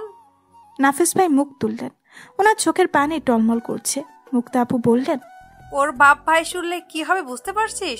ওরা তোকে আস্ত রাখবে, ইমতিয়াজের কাছে মুখ দেখাতে পারবি? নাফিস ভাই তখনও নিশ্চুপ। আমি মুক্তা আপুকে বললাম আমাকে আপুর রুমে নিয়ে যেতে। আপু আসছি বলে বেরিয়ে গেলেন। আমি ওনাকে নিষেধ করে দিয়ে বললাম, আপনি প্লিজ কাউকে কিচ্ছু বলবেন না, আমি চাই না আপুর আনন্দের মুহূর্তটা আমার জন্য নষ্ট হোক। মুক্তা আপু বেরিয়ে গেলেন, তবে মনে হচ্ছে উনি আপাতত কাউকেই কিছু বলবেন না। আপুরা সম্ভবত নিচে এখনো সবার সাথে গল্প করছে। তবে একটা ব্যাপার খেয়াল করলাম, আমার ঘাড়ে ব্যথাটা আর নেই। আশ্চর্য হলাম, একটু আগে ব্যথার কারণে জ্ঞান হারিয়ে ফেলেছিলাম, ঠিক তখনই নাফিস ভাই দরজা খুলে বেরিয়ে এলেন। এক ঝটকায় আমাকে কোলে তুলে নিলেন। ইচ্ছা থাকলেও বাধা দেওয়ার শক্তি তখন ছিল না। তারপর আর মনে নেই সেই ব্যথা হঠাৎ গায়েব হয়ে গেল কি করে। নাফিস ভাই আমার মনের অবস্থা বুঝতে পেরে বললেন, ব্যথানাশক স্প্রে করে দিয়েছি। আমি এবারও জবাব দিলাম না। মুক্তা আপু বরফ নিয়ে এসেছে। নাফিস ভাই ধীর পায়ে বেরিয়ে গেলেন। যাওয়ার সময় শুধু বললেন, মাইগ্রেনের ব্যথা উঠলে আমার হুঁশ থাকে না, অসহ্য লাগে সব কিছু। এ নিয়ে সরি ফর এভরিথিং। কথাটা বলার সময় নাফিস ভাইয়ের গলা ধরে আসছিল। আমি মুক্তা আপু দুজনেই খেয়াল করলাম। নাফিস ভাই বেরিয়ে গেলেন। মুক্তা আপু আমার ঘাড়ে বরফ লাগিয়ে দিলেন। আমি বললাম, ব্যথা কমে গেছে আপু, বরফ লাগবে না।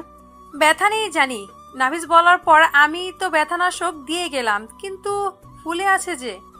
আস্তে আস্তে কমে যাবে, তবে ব্যথা তো বড় কথা না আপু, অপমানটাই আসল। মুক্তা গভীরভাবে আমার মুখের দিকে তাকালেন, বললেন, কি হয়েছে আমাকে খুলে বলতো? নাফিস তো এমন করার ছেলে না, আমি তো ওকে চিনতেই পারছি না। এমন জঘন্য কাজ ও করলো কি করে? উনি আপনাকে বলেনি? তোর রুমে গিয়ে ঢুকলোর সময় আমি দেখে বুঝে গেছি যে কিছু একটা হয়েছে। জিজ্ঞেস করলাম বারবার, কিন্তু কিচ্ছু বললো না, থর মেরে বসে রইলো। আমি আপুকে পুরো কাহিনী খুলে বললাম। বলতে বলতে কেঁদে ফেলেছি। মুক্তা আপু কিছু না বলে চুপ করে রইলেন। আমি আহত স্বরে বললাম, আমি রাগের মাথায় ওনাকে থাপ্পড় দিয়ে ফেলেছি আপু। আমি নিজেও বুঝতে পারিনি এমনটা হবে। বিশ্বাস করুন, আমি কারোর সাথে কোনোদিন এত খারাপ ব্যবহার করিনি। গায়ে হাত তোলা তো অনেক বড় ব্যাপার, কিন্তু তখন নিজেকে সামলাতে পারিনি। আমি নিজেও ভীষণভাবে অনুতপ্ত আপু। নাফিস ভাই আমার বয়সে বড়, ওনার গায়ে হাত তোলা আমার একদমই উচিত হয়নি। কিন্তু আপু বললেন। আমি মাথা নাড়িয়ে হ্যাঁ বুঝালাম। মুক্তা আপু বললেন, তুই নাফিসের সাথে যেমন বিহেভ করছিস, তুই কি আসলে তেমন না? তুই মোটেও তেমন না। হঠাৎ করে এমন করে ফেলেছিস, কিংবা রাগের মাথায় যেমনই হোক, আসল কথা হচ্ছে তুই এমন না, আমরা সবাই জানি। আমি আপুর কথার মানে বুঝতে পারলাম না। মুক্তা দীর্ঘশ্বাস ছেড়ে বললেন, নাফিসের ক্ষেত্রে ঠিক একই ব্যাপার। তুই এখন যেমন ভাবছিস, ও আসলে তেমন না, পুরোপুরি আলাদা। আমি কি করে বুঝতে পেরেছি জানিস? কারণ ওকে আমি সেই ছোটবেলা থেকে চিনি। কোনো মেয়ের সাথে খারাপ ব্যবহার করার মতো ছেলে না। আসলে এমন অনেক সময় হয় যেটা আমরা নিজেরাও কল্পনা করতে পারি না। এমন কিছু হয়ে যায়, কিন্তু হয়ে যায়। যাই হোক, ভুল তোদের দুজনেরই ছিল। আমি জানি তুই নাফিসকে অনেক খারাপ ভাবিস, ভাবার কথাই, তবে কিন্তু খারাপ মানুষ না। প্রথমে আমার অনেক রাগ হচ্ছিল, এখনো হচ্ছে। সামনে থাকলে আরো কয়েকটা দিতাম গালে। তবে হ্যাঁ, আমি কিন্তু এটাও মিথ্যে কথা বলিনি। মুক্তাপুর কথাগুলো যুক্তি ছিল, কিন্তু তবুও সেই দিনের পর থেকে আমি নাফিস ভাইকে পুরোপুরি ইগনোর করা শুরু করে দিলাম। পুরোপুরি মানে পুরোপুরি।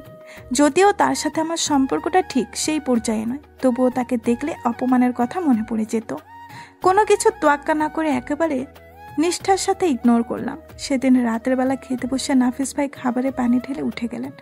সবাই বসে আড্ডা দেওয়ার সময় আমি গিয়ে বসতেই উনি উঠে গেলেন। আমি পাত্তা দিলাম না। তারপর আর ওনার সাথে আমার দেখা হয়নি। আপু, ইমতিয়াজ ভাই দুজনে নিয়ে পরদিন সন্ধ্যায় বাসায় ফিরলাম আমরা। আগের দিন আসার কথা থাকলেও মুক্তা আপু আর ইমতিয়াজ ভাই আর মা আসতে দিলেন না। ইনায়াস ভাই খাওয়া দাওয়ার পর গতকাল কি চিটাগাং চলে গেছেন। দেখতে দেখতে আপুর বিয়ের 6 দিন হয়ে গেল। মেহমানরা সবাই চলে গিয়েছে, ভাইয়ারাও চলে গিয়েছে। ভাইয়া আগেই বলেছিল মাত্র 4 দিনের ছুটি নিয়ে এসেছিল ওরা। বাসায় শুধু আমি, ইমু আর বাবা, মা আর রুনু মানে আমাদের কাজের মেয়ে। বাবাও অফিস খোলা হয়ে গিয়েছে। ইমু কালকে চলে যাবে বলছে। সামনে ওর ট্রাম ফাইনাল আছে। আমি আমার ঘরে চুপচাপ বসে আছি। আপু চলে যাওয়াতে বাড়িটা বেশ ফাঁকা হয়ে গিয়েছে। রুনু এসে আমার ঘরে চা দিয়ে গেল। আমি ওকে জিজ্ঞাসা করলাম ইমু কি করছে। রুনু বলল, ছোট মামা কম্পিউটারে কি জানি করে।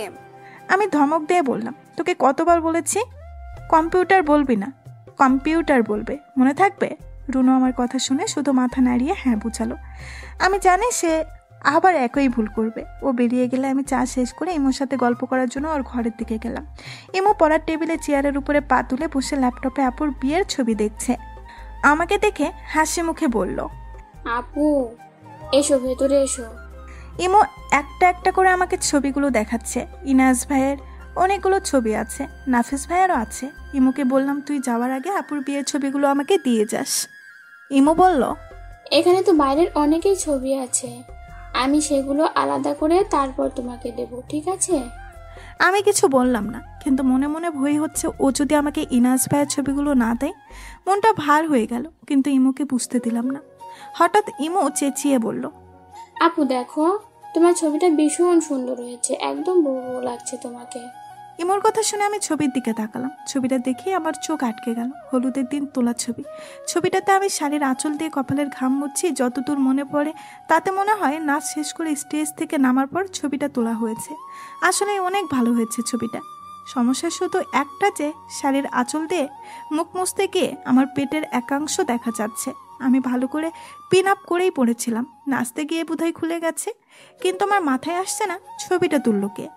যেই ফটোগ্রাফারকে নিয়ে আসা হয়েছে উনি তুলেছে। আমি দ্বিধা সংকোচ রেখে শেষমেশ ইমোকে বললাম, ছবিগুলো আসলে অনেক ভালো হয়েছে, কে তুলেছে? আমার কথা শুনে ইমো বেশ উচ্ছ্বাসিত গলায় বলল, এগুলো ইনাস ভাই তুলেছে। উনি ছবি তুলবে আর ভালো হবে না সেটা তো অসম্ভব ব্যাপার, তাই না? ওর কথা শুনে আমি কি বলবো ভেবে পাচ্ছিলাম না। অজানা উত্তেজনায় বুকের ভেতরটাই তোলপাল শুরু হয়ে গেল। কেন এত উত্তেজনা কাজ করছে আমি নিজেও বুঝতে পারছি না। কিন্তু আবার ল্যাপটপের স্ক্রিনের দিকে তাকাতেই আমার মুখটা কালো হয়ে গেল। তিতির একটা সলো পিক। তারপর দেখলাম তিশা, রুহি সবারই মোটামুটি সলো পিক তোলা হয়েছে, এমনকি ছেলেদেরও। সবগুলো ছবি বেশ ভালো হয়েছে, কিন্তু কেন জানি না মনটা খারাপ হয়ে গেল।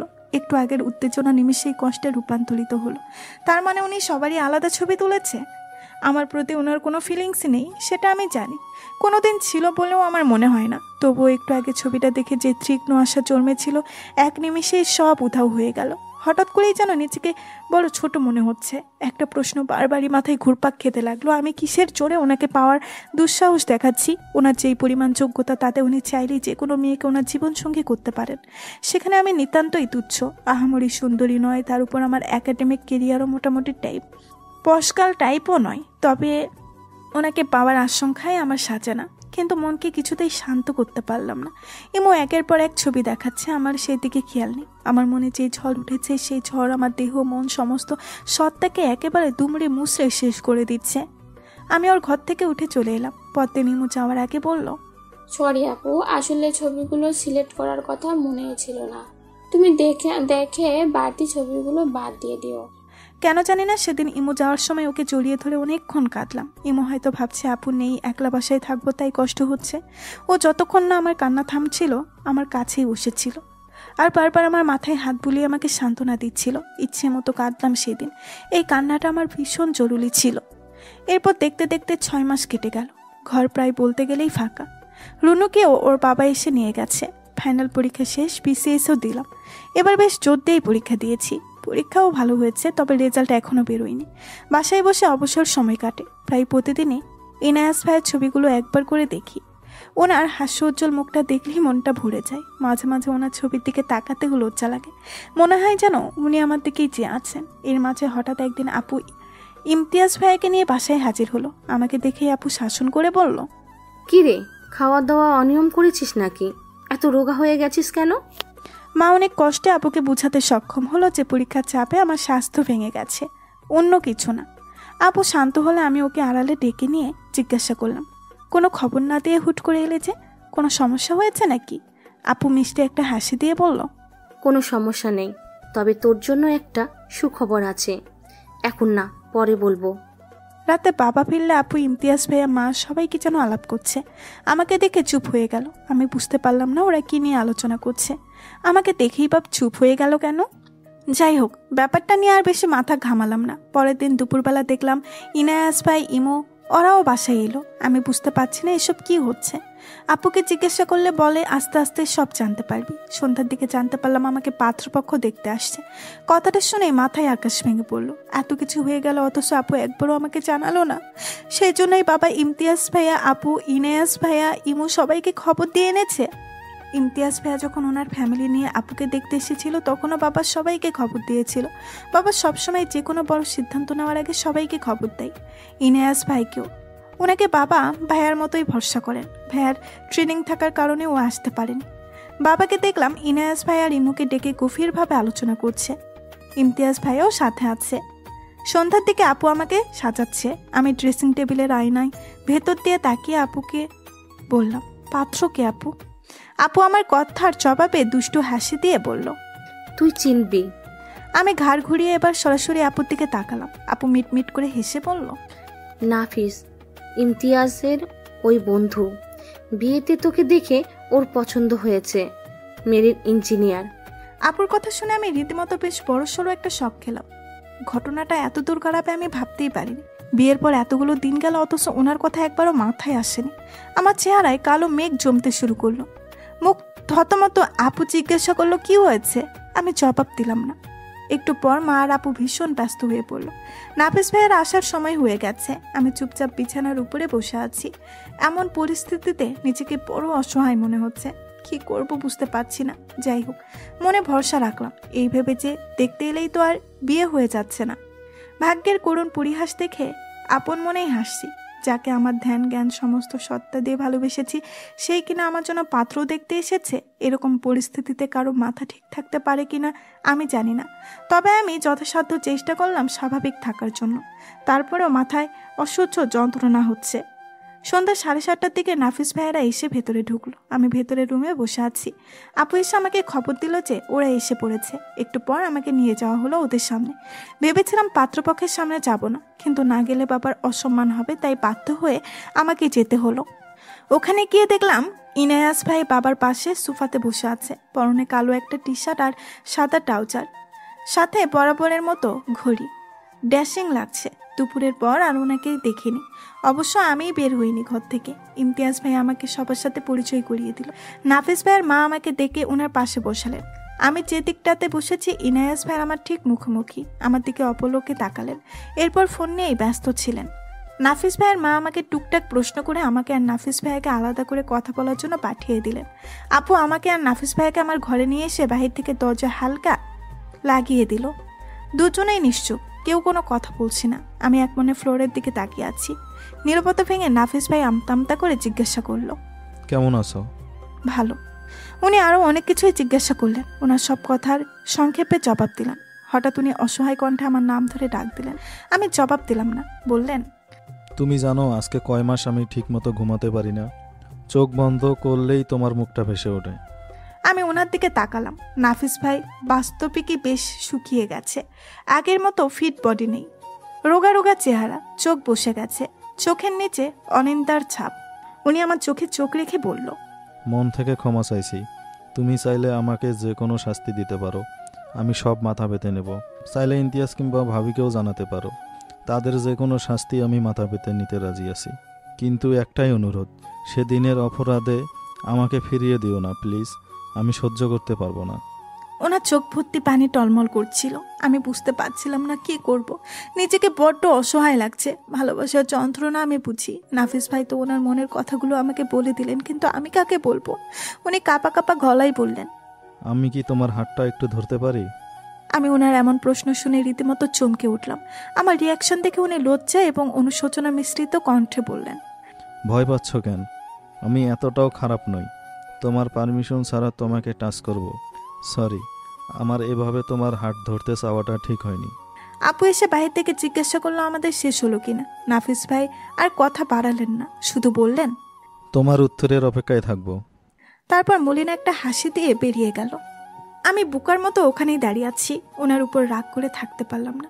একটা জিনিস আমি জানি, অনুশোচনা সবচেয়ে বড় শাস্তি এবং উনি সেটা পাচ্ছেন, কিন্তু আমার পক্ষে ওনাকে বিয়ে করাটাও অসম্ভব। কথাটা ওনাকে বলতে গিয়েও বলতে পারলাম না।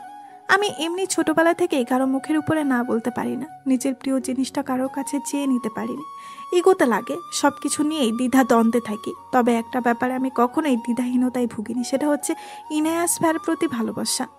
ওনারা চলে যাওয়ার একটু পর ইমুও চলে গেল। বাবার টেলিফোন পেয়ে সে পরীক্ষা ফেলে চলে এসেছে, কালকে পরীক্ষা দিয়ে হয়তো আবার চলে আসবে। রাতের বেলা সবাই মিলে আবার মিটিংয়ে বসলো। আমি চুপচাপ আমার রুমে বসে আছি। মাথায় অসহ্য যন্ত্রণা হচ্ছে, কপালের রগগুলো ছিঁড়ে যাবে মনে হচ্ছে, নিঃশ্বাসেও সমস্যা মনে হচ্ছে। কাউকে কিছু জানালাম না। আপু এসে জানালো নাফিস ভাইয়ের মা ফোন করে জানিয়েছে ওনাদের মেয়ে পছন্দ হয়েছে। ভীষণ খুশি লাগছে ওকে। আমার বুকের ভেতরটাই স্যাঁত করে উঠল, অস্বাভাবিক মাত্রায় ধুকপুক ধুকপুক করা শুরু করে দিল। হৃদস্পন্দন বেড়ে যাচ্ছে, আমি স্পষ্ট বুঝতে পারছি। আপুকে বলতে চাচ্ছি যে আমার কষ্ট হচ্ছে, কিন্তু আমার মুখ দিয়ে কোনো কথা বেরোচ্ছে না। আমি স্পষ্ট শুনতে পাচ্ছি আপু আমাকে জিজ্ঞাসা করছে, এই তনু, তোর কি খারাপ লাগছে নাকি? তনু, তনু, মা, ইমতিয়াজ, বাবা। আপু কথা আমার কানে আসছে, কিন্তু আমি কোনো উত্তর করতে পারলাম না। তার আগেই জ্ঞান হারালাম। আপুর চিৎকার শুনেই পাশের ঘর থেকে সবাই দৌড়ে আসলো। জ্ঞান ফিরলে দেখলাম ইনায়াস ভাই আমার পালস চেক করছে। ওনাকে এতটা কাছ থেকে আগে কখনো দেখিনি, আজকেই প্রথম এত কাছ থেকে দেখলাম। কি সুন্দর শান্ত স্নিগ্ধ মুখ। আমি তাড়াতাড়ি চোখ সরিয়ে নিলাম। এবার আর লজ্জা নয়, অভিমানে। যদিও আমি জানি উনি এসবের কিছুই জানেন না, তবুও অনেক অভিমান হলো ওনার উপর। বিছানার এক পাশে বাবা, অন্য পাশে আপু বসে আছে। ইমতিয়াজ ভাইয়া একটা চেয়ারের উপরে বসে আছে। আমার জ্ঞান ফিরলে বাবা গিয়ে মাকে গিয়ে খবর দিলেন। একটু পর মাও এসে আমার পাশে বসলেন।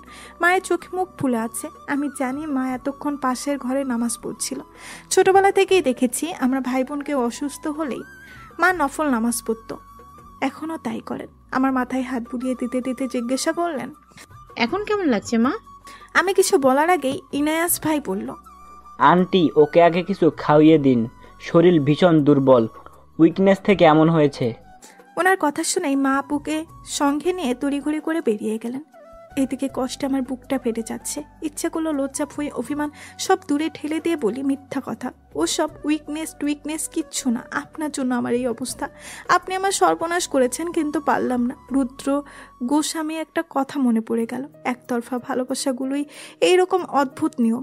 একদিন সে একটা লাট খাওয়া হাওয়ার মতো এসে ছো করে ছুঁড়ে যাবে, আর যাকে ছুবে তাকে এমন ভিখেরি করে দিয়ে যাবে, এই জন্মে কেন 7 জন্মেও তার সেই অভাব খুঁজবে না।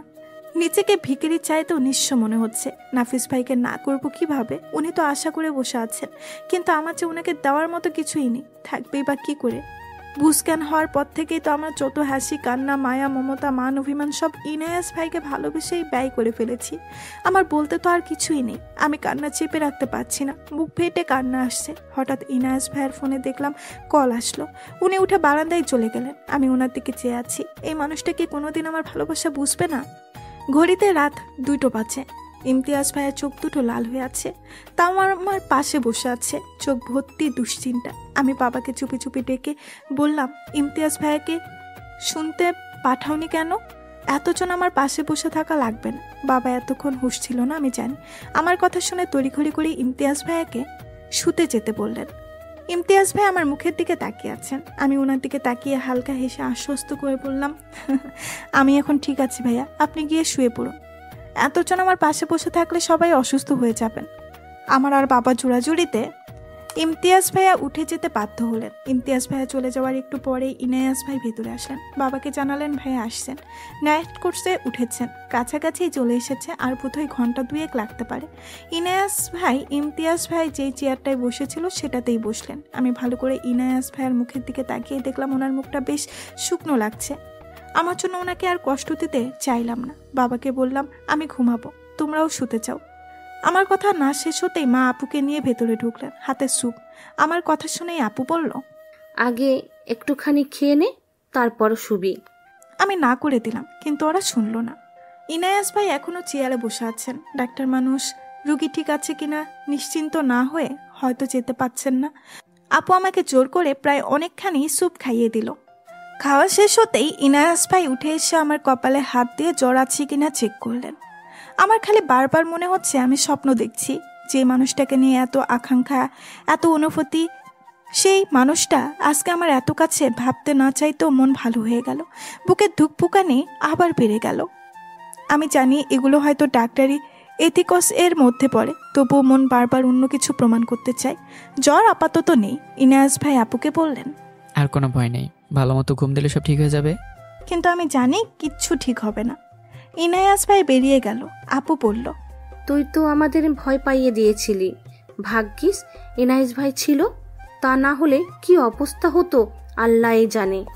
104 ডিগ্রি জ্বর ছিল তোর, সেই সন্ধ্যা থেকে বেহোশ ছিলি, উনি একটা সেকেন্ডের জন্য তোর পাশ থেকে নড়েনি। আমি আপুর কথার কোনো প্রতি উত্তর করলাম না, কারণ আমি জানি উনি যা করেছেন আমার জন্যই। অন্য কেউ থাকলেও তাই করতেন। ওনার কোনো শত্রুর বেলাতেও উনি ঠিকই একই কাজই করতেন। মানুষটা কি ধাতুকে করা আল্লাহ জানেন। আমার জীবনে আমি যেই কয়েকজন ভদ্রলোক দেখেছি তার মধ্যে ইনায়াস ভাই একজন। আপাত মস্তক ভদ্রলোক উনি, খুবই ঠান্ডা স্বভাবের, তবুও কোথায় যেন একটা ধীরতা আছে, স্পষ্ট ব্যক্তিত্বের ছাপ আছে ওনার চেহারায়। তাকালে আর চোখ ফেরাতে ইচ্ছে করে না, মনে হয় যেন দেখেই যাই। ভোর রাতের দিকে টের পেলাম কেউ একজন আমার মাথায় হাত বুলিয়ে দিচ্ছে। প্রথমে ভাবলাম আপু, কিন্তু চোখ খুলে দেখলাম ভাইয়া আমার মাথায় পাশে বসে হাত বুলিয়ে দিচ্ছে। স্মিত হেসে বলল, হয়েছে তোর? হঠাৎ সেন্সলেস হয়ে গেলি কেন? ইনায়াজের কাছে শুনলাম প্রচণ্ড জ্বর নাকি ছিল। ভাইয়ার পাশে ইনায়াস ভাই দাঁড়িয়ে আছে, তার মানে উনি এতক্ষণ পর্যন্ত জেগেছিলেন। ওনাকে দেখে বেশ ক্লান্ত মনে হচ্ছে। আমি ভাইয়ার কথার জবাবে একটু হাসার চেষ্টা করলাম। ভাইয়া উদ্বিগ্ন গলায় বললেন, এখন কেমন লাগছে? আমি ওকে আশ্বস্ত করার জন্য জোর গলায় বললাম, ভালো, এত টেনশন করার মতো কিচ্ছু হয়নি, সামান্য জ্বরেই তো। তোমরা তুলকালাম বাঁধিয়ে দাও। তোর যা শরীর, তুলকালাম না বাঁধিয়ে উপায় আছে? দিন দিন সুটকির মতো হয়ে যাচ্ছিস। কত করে বলে নিয়ম করে খাওয়া দাওয়া করবি, তুই শুনিস? আচ্ছা শুনবো, এখন তুমি বলো, তুমি এসেই আমার পাশে বসে গেছো কেন? যাও চেঞ্জ করো আগে, তারপর হালকা কিছু খেয়ে একটা ঘুম দাও। আমাকে নিয়ে এত চিন্তার কিছু নেই, আমি একদম ঠিক আছি। ভাইয়া বলল, ঠিক আছে তুই ঘুমা, কোনো সমস্যা হলে ভাইয়াকে ডাক দিবি। ভাইয়া মনে হয় এখন আর ঘুম হবে না। আমি মাথা নাড়িয়ে হ্যাঁ বুঝালাম। ভাইয়া ইনায়াস ভাইকে নিয়ে বেরিয়ে গেলেন। ইনায়াস ভাই বেরিয়ে যাওয়ার সময় দ্বিতীয়বার আমার কপালে হাত দিয়ে জ্বর আছে কিনা চেক করলেন। আমার সমস্ত শরীর এক অদ্ভুত শিহরণ বয়ে গেল। উনি স্বাভাবিকভাবেই বেরিয়ে গেলেন, কিন্তু আমি স্বাভাবিক থাকতে পারলাম না। ওনার স্পর্শ সারা রাত আমাকে ছুঁয়ে বেড়ালো। সকালবেলা বেশ দেরিতে ঘুম ভাঙলো আমার। ঘুম হওয়াতে বেশ ফ্রেশ লাগছে। আমি উঠে ফ্রেশ হয়ে ডাইনিংয়ে গেলাম। সবাই বসে নাস্তা করছে। রুহিকে মামা এনে দিয়ে গেছে। ইনায়াত ভাই এসেছে শুনে আমার বাসায় আসার জন্য কান্নাকাটি শুরু করে দিয়েছিল। মামা অফিসে যাওয়ার সময় দিয়ে গেছে। আমাকে দেখেই আপু বলল, উঠে গেছিস? আমি কয়েকবার ডাকতে গিয়েছিলাম, ভাইয়ার বারণ করলো, তাই আর ঘুম ভাঙাইনি। আমি আপুর কথার জবাবে কিছুই বললাম না, নাস্তা করতে বসে গেলাম। মা এসে জিজ্ঞাসা করলো কি খাবো। টেবিলের দিকে তাকিয়ে দেখলাম আজকে অনেক আইটেম করা হয়েছে। আমি বললাম তোমার যা ইচ্ছে হয় দাও, তবে বেশি দিও না। আমার কথা মা আমাকে 2 শুকনো রুটি আর ভুনা মাংস দিয়ে গেল, সাথে 1 গ্লাস দুধ। কোনো রকমে গিলে রুমে চলে এলাম। আয়নার সামনে দাঁড়িয়ে দেখলাম চুলগুলো সব আওলা ছাওলা হয়ে আছে, পরনে ফতুয়াটাও কুচকে আছে। নিশ্চয়ই কাল রাতে আপু বদলে দিয়েছে। আমার ঠিক মনে আছে আমি যখন বেহুশ হয়েছিলাম তখন আমার পরনে লাল রঙের একটা শাড়ি ছিল। আমি আলমারি থেকে কালো রঙের একটা 3 পিস বের করে নিলাম। ইনায়াস ভাই বাসায় থাকলে আমি কখনোই ফতুয়া, স্কার্ট, গেঞ্জি এসব পরি না, ভীষণ অকওয়ার্ড লাগছে। আমি ওয়াশরুমে ঢুকে মাথাটা হালকা করে একটু ধুয়ে নিলাম, বেশি ভিজালাম না, আপু দেখলে রাগারাগি করতে পারে। চেঞ্জ করে জামা কাপড়গুলো ঝুলিয়ে রেখে বেরিয়ে এলাম। আমি চিরুনি দিয়ে চুলের জট খোলার চেষ্টা করছি, এমন সময় মা এসে আমার কানে ফোন ধরিয়ে দিয়ে বলল, ইমু তোর সাথে কথা বলবে। আমি হ্যালো বলতেই ইমু উদ্বিগ্ন কণ্ঠ শুনতে পেলাম। হ্যাঁ আপু, এখন কেমন আছো? আমি ঠিক আছি, তোর পরীক্ষা শেষ? হল থেকে বেরিয়েই তো ফোন করলাম। কেমন হয়েছে? ইমু হেসে উঠে বলল, হয়েছে মোটামুটি, পাশ করব মনে হচ্ছে। আমি জানি ইমুর পরীক্ষা ভালো হয়েছে। ও বরাবরই প্লাস করা স্টুডেন্ট, তবে ওর কাছে পরীক্ষা ভালো হওয়া মানে 100-তে 100। ছোটবেলার অভ্যাস, এত বড় হলো এখনও বদলাতে পারেনি। ফার্স্ট প্রুফড সেবাই দিল। সেবার পরীক্ষা শেষে 15 ঘর থেকে বের হয়নি। ভাইবা বোর্ডে এক্সটার্নাল নাকি ওর কোয়ালিটি নিয়ে প্রশ্ন তুলেছিল। বাচ্চাদের মতো মন খারাপ করে বসে থাকতো। কত বুঝালাম ভাইবা বোর্ডে এসব কমন ব্যাপার, কিন্তু কে শোনে কার কথা। শেষে ইনায়াস ভাই আর ভাইয়া দুজনে প্ল্যান করে ট্যুরে নিয়ে গেল। ইমো বলল, নেক্সট এক্সামের আগে 5 দিন বন্ধ আছে, ভাবছি একবার আসবো। আমি অবশ্য ওকে বারণ করে দিয়েছি, বারবার করে বলেছি এখন আসার দরকার নেই, কিন্তু আমি জানি শুনবে না। ঠিক আসবে, তবে সবে ঠিকই, কিন্তু বইয়ের মুখ গুজে বসে থাকবে। ইমো, তোর সবচেয়ে প্রিয় জিনিস কি? বই। ইমোর হাসির আওয়াজ পাচ্ছি। ওপাশ থেকে হাসি থামিয়ে বলল, আমার লাইফে সবচেয়ে জিনিস বই কিনা জানি না, তবে সবচেয়ে পছন্দের মানুষ হচ্ছে আপু। লাইফে এত জলি পারসন আমি খুব কম দেখেছি। লাইফ নিয়ে ওর পজিটিভ ভিউ গুলো আমাকে দারুণভাবে মোটিভেট করে, যেটা আমাদের কারোর মধ্যে। তোমার তো নাই। She is really A blessing for me. কিন্তু সবচেয়ে বেশি ভালোবাসি তোমাকে। আপুর সবকিছু আমার ভালো লাগে, বাট ভালোবাসি তোমাকে বেশি। তাই তোমার অনেক কিছু তুমি না বললেও আমি বুঝতে পারি। আরো একজনকে ভালোবাসি আমি। আমি জানি ইমো মিথ্যে বলছে না, এক বর্ণও না। He loves me more than anything. প্রেম ভালোবাসার ধারও ধারে না। তবে একটা ব্যাপার আজকে বুঝতে পারলাম, ইমো অনেক ম্যাচিউর হয়ে গেছে। তুমি ওনাকে ভালোবাসো তাই? ইমোর কথা শুনে আমি স্তব্ধ হয়ে গেলাম। আমার মুখ দিয়ে কোনো কথা বের হচ্ছে না। ইমো, হ্যালো আপু। আমার জবাব নেই। আমি কিন্তু আজকে আসছি। হোস্টেলে গিয়ে খাওয়া দাওয়া সেরে রওনা দেব আজকেই। আমি আর কিছু বলতে পারলাম না। ইমো ফোন রেখে দিল। কেটে দেওয়ার আগে শুধু বলল, ভয় নেই, আমি এমন কিছু করব না যাতে তোমার আত্মসম্মান নষ্ট। But I think he loves you. Phone রেখে আমি কিছুক্ষণ থম মেরে বসে রইলাম। ইমোর কথাগুলো মাথার ভেতর ঘুরপাক খাচ্ছে। মাথাটা ভাল লাগছে, কানের কাছে ভোঁ আওয়াজ হচ্ছে। আমি চুলগুলো ঝুঁটি বেঁধে নিলাম। আপুকে বললাম আমি একটু ছাদে যাব, এখন প্রায় দুপুর হয়ে এসেছে। অন্য সময় হলে আপু হয়তো বলতো বিকেলে যেতে, কিন্তু শরীর খারাপ দেখে আজকে আর না করলো না। আমি সিঁড়ি বেয়ে সোজা ছাদে উঠে গেলাম। ছাদে রোদ নেই, কেমন যেন একটু শীত শীত করছে। শীতকাল বোধহয় চলে এসেছে। আমি গুটিসুটি পায়ে গিয়ে ছাদের দক্ষিণ পাশের কার্নিশের উপরে বসলাম। আমাদের ছাদের কার্নিশগুলো বেশ চওড়া, তাই মাঝে মধ্যে উঠে বসা যায়। কার্নিশের উপরে বসে বসে গতকালের রাতের কথা ভাবছি। ইমোর বলা কথাগুলো মাথায় ঘুরপাক খাচ্ছে। ইমো কি করে বুঝলো? দীর্ঘশ্বাস বেরিয়ে এলো আমার বুক থেকে। কি থেকে কি হয়ে গেল? আমি জানি আজকে আবার আমার বিয়ের ব্যাপারে আলোচনা করা হবে। সবাইকে দেখে মনে হচ্ছে নাফিস ভাইয়াকে ওদের ভালোই পছন্দ হয়েছে। এদিকে বিয়েটা করা আমার পক্ষে অসম্ভব, কিন্তু আটকাবো কি করে? আর যাই হোক, আমি কখনোই ইনায়াস ভাইকে বলতে পারবো না আমি ওনাকে ভালোবাসি। এই ভালোবাসা তো আজকালকার নয়, সেই ছোটবেলা থেকেই ওনাকে ভালোবেসে এসেছি। আচ্ছা, উনি যদি কোনোভাবে জানতে পারে আমি ওনাকে ভালোবাসি, আমিও খেয়াল করেছি খেতে বসে উনি আর চোখে বারবার তনুর দিকে তাকাচ্ছিল। যাই বলিস, দেখতে কিন্তু বেশ হ্যান্ডসাম। আমি তো ভাবছিলাম গায়ের রংটা একটু চাপা, গায়ের রংটা একটু চাপা আর কি। অবশ্য ছেলেরা একটু শ্যামলা হলেই দেখতে ভালো লাগে। কেন ঘুম হয়নি? কেন ভাইয়া? কাউকে স্বপ্ন দেখেছিলেন? এত সেজেছিস কারণ এত সেজেছিস কার জন্য? নাফিস ভাইয়া তো মনে হচ্ছে আজকে আর চোখ সরাতেই পারবে না। এই তনু, একটা ব্যাপার খেয়াল করেছিস? ইমতিয়াজ ভাইয়ার বন্ধু নাফিস ভাই তোর দিকে তাকিয়ে কেমন মিটমিট করে হাসে, মনে হয় তোকে মনে ধরেছে। তারপরও শুনেছি মেরিন অফিসার তোর সাথে বেশ মানাবে। তাসফির আপুর বান্ধবীর ওনাকে নিয়ে তাসফির আপুর বান্ধবীরা ওনাকে নিয়ে হাসাহাসি করছিল। অনেকে নাকি ক্রাশ খেয়েছে। মা, আমার ঘরে ভাত পাঠিয়ে দাও তো। সাথে আর দাঁড়ালাম না, সোজা নিচে চলে এলাম।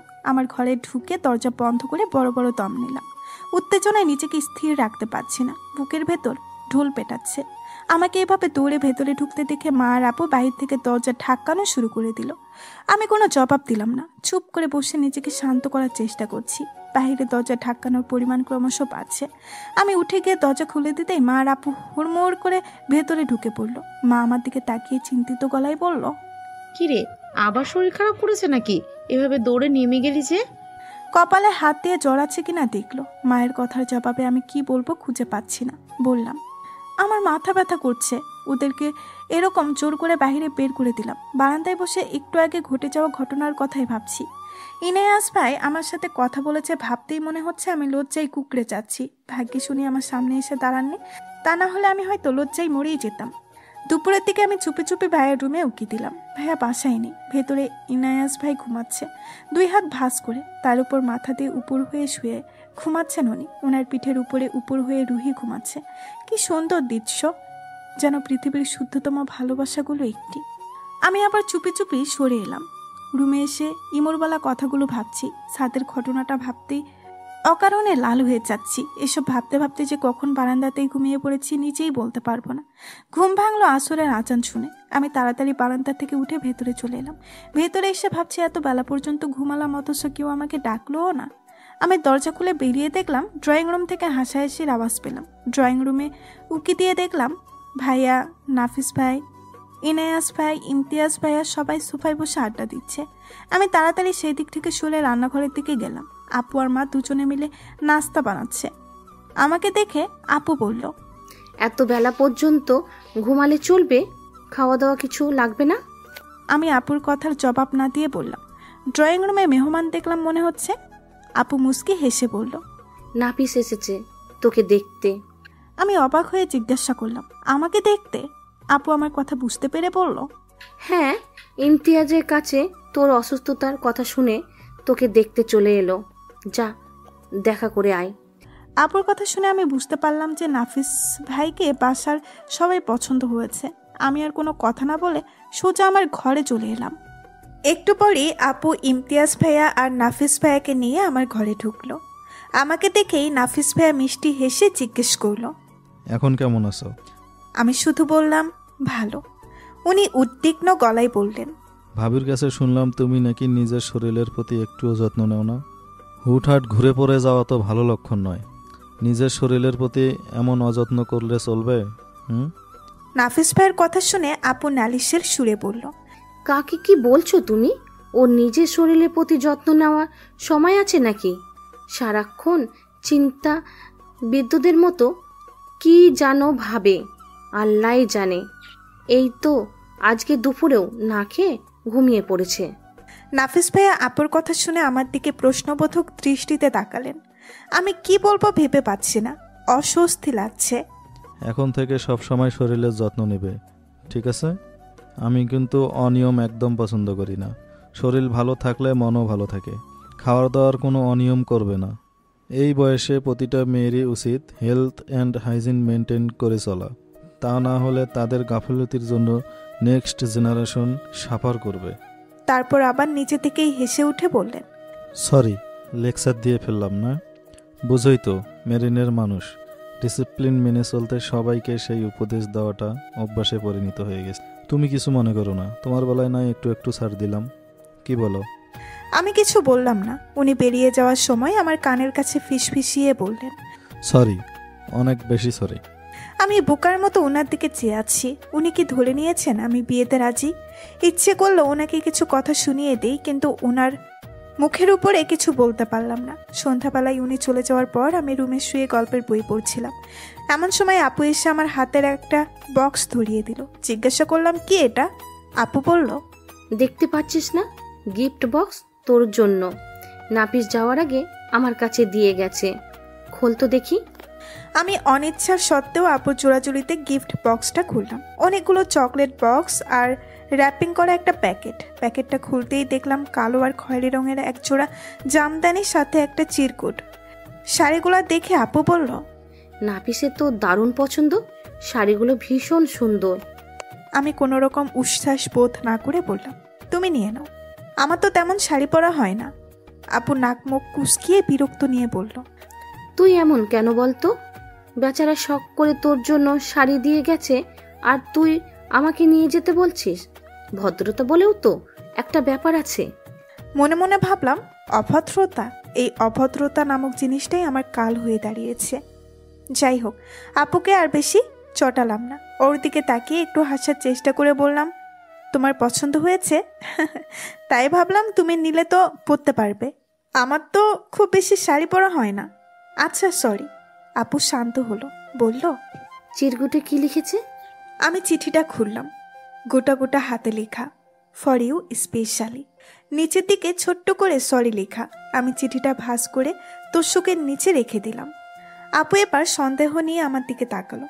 সন্দিগ্ধ গলায় বলল, তোর কি হয়েছে বলতো? তুই কি আমাদের কাছ থেকে কিছু লুকাচ্ছিস? আমার মা বাবা ভাই বোনেরা আমাকে বোঝে, তাই সর্বক্ষণ আমাকে নিয়ে চিন্তায় থাকে। হয়তো অন্যান্য ভাই বোনদের তুলনায় পিছিয়ে থাকায় তারা একটু বেশিই কেয়ার করে, তবে ওদের এই ভালোবাসার মাঝে কোনো কৃত্রিমতা নেই। আমি বললাম, তোমার সবাই আমাকে নিয়ে বেশি বেশি ভাবো, আমার আবার কি হবে? সবে মাত্র পরীক্ষা গেল, রেজাল্ট নিয়ে একটু টেনশনে আছি, এই আর কি। আপু আর কিছু বলল না, চুপচাপ বেরিয়ে গেল। ভাবছি কোন পরীক্ষার সম্মুখীন হতে হচ্ছে আমাকে। একদিকে যাকে ছোটবেলা থেকে ভালোবেসে এসেছি সেই মানুষটা, আরেকদিকে পরিবার, আর নাফিস ভাই, ওনাকে ফিরিয়ে দেব কি করে? কিচ্ছু মাথায় আসছে না, সব অসহ্য লাগছে। সেদিন রাত্রিবেলা আমাকে বাবার ঘরে ডাকা হলো। ভেতরে সবাই গোল করে বসে আছে। বাবা ইনায়াস ভাইকে উদ্দেশ্য করে বললেন, সবাই তো সবার মতামত দিল, তুমি কি বলো? ইনায়াস ভাই আমার দিকে তাকালো। আমি ওনার দিকে চেয়ে আছি। এই প্রথম ওনার চোখের দিকে তাকিয়ে আছি। মনে মনে খোদাকে বলছি, খোদা, ইনায়াস ভাই যেন বাবাকে বারণ করে দেয়, উনি যেন আমার চোখের ভাষায় একটু হলেও বোঝেন। আল্লাহ, আমার প্রতি একটু সদয় হও, এই মানুষটা যেন আমার মনের কথা বুঝতে পারে। অলৌকিক কিছু ঘটার অপেক্ষায় ছিলাম। ইনায়াস ভাই আমার দিক থেকে চোখ সরিয়ে ঠান্ডা গলায় বাবাকে বলল, সবার আগে তনুর মতামতটা জানা প্রয়োজন। আপনি আগে ওকে জিজ্ঞাসা করুন ওর কোনো আপত্তি আছে কিনা। ওর যদি কোনো আপত্তি না থাকে আপনি এগোতে পারেন। ছেলে হিসাবে নাফিসকে আমার ভালোই লেগেছে। ওনার কথা শুনে আমার কলিজায় মোচড় দিয়ে উঠল। হৃৎপিণ্ডে কেউ ছুরি চালিয়ে দিল মনে হচ্ছে। আমি আর নিজেকে স্থির করতে পারলাম না। এমন কেন এই মানুষটা? আচমকা জেদ চেপে গেল। আমি চোখ মুখ শক্ত করে কঠিন গলায় বললাম, আমার কোনো আপত্তি নেই বাবা, তুমি ওদেরকে হ্যাঁ বলে দাও। আমার এমন গলা শুনে সবাই একটু চমকে উঠল। ইনায়াস ভাই স্থির দৃষ্টিতে আমার দিকে চেয়ে রইলেন। আমি চোখ সরিয়ে নিলাম। সোজা আমার ঘরে এসে দরজা বন্ধ করে বিছানার উপরে ঝাঁপিয়ে পড়লাম। চোখের পানি আজকে আর বাঁধ মানছে না, অনবরত ঝরেই চলেছে। আমার ভেতরটা দুমড়ে মুচড়ে ফেলছে ইনায়াস ভাইয়ের নির্লিপ্ত জবাব। বারবার মনে হচ্ছে একতরফাভাবে কেন ওনাকে ভালোবাসতে গেলাম। আমি হলফ করে বলতে পারি, ওনার জীবনে যত মহিষিনী নারী আসুক না কেন, আমার চেয়ে বেশি ভালো ওনাকে কেউ বাসতে পারবে না, কেউ না। আমি আমার সমস্তটা দিয়ে ইনায়াস ভাইকে ভালোবাসি, অনেক ভালোবাসি। কাঁদতে কাঁদতে কখন বেহুশ হয়ে গেছি বলতে পারবো না। জ্ঞান ফিরতেই দেখলাম হসপিটালের বেডে শুয়ে আছি।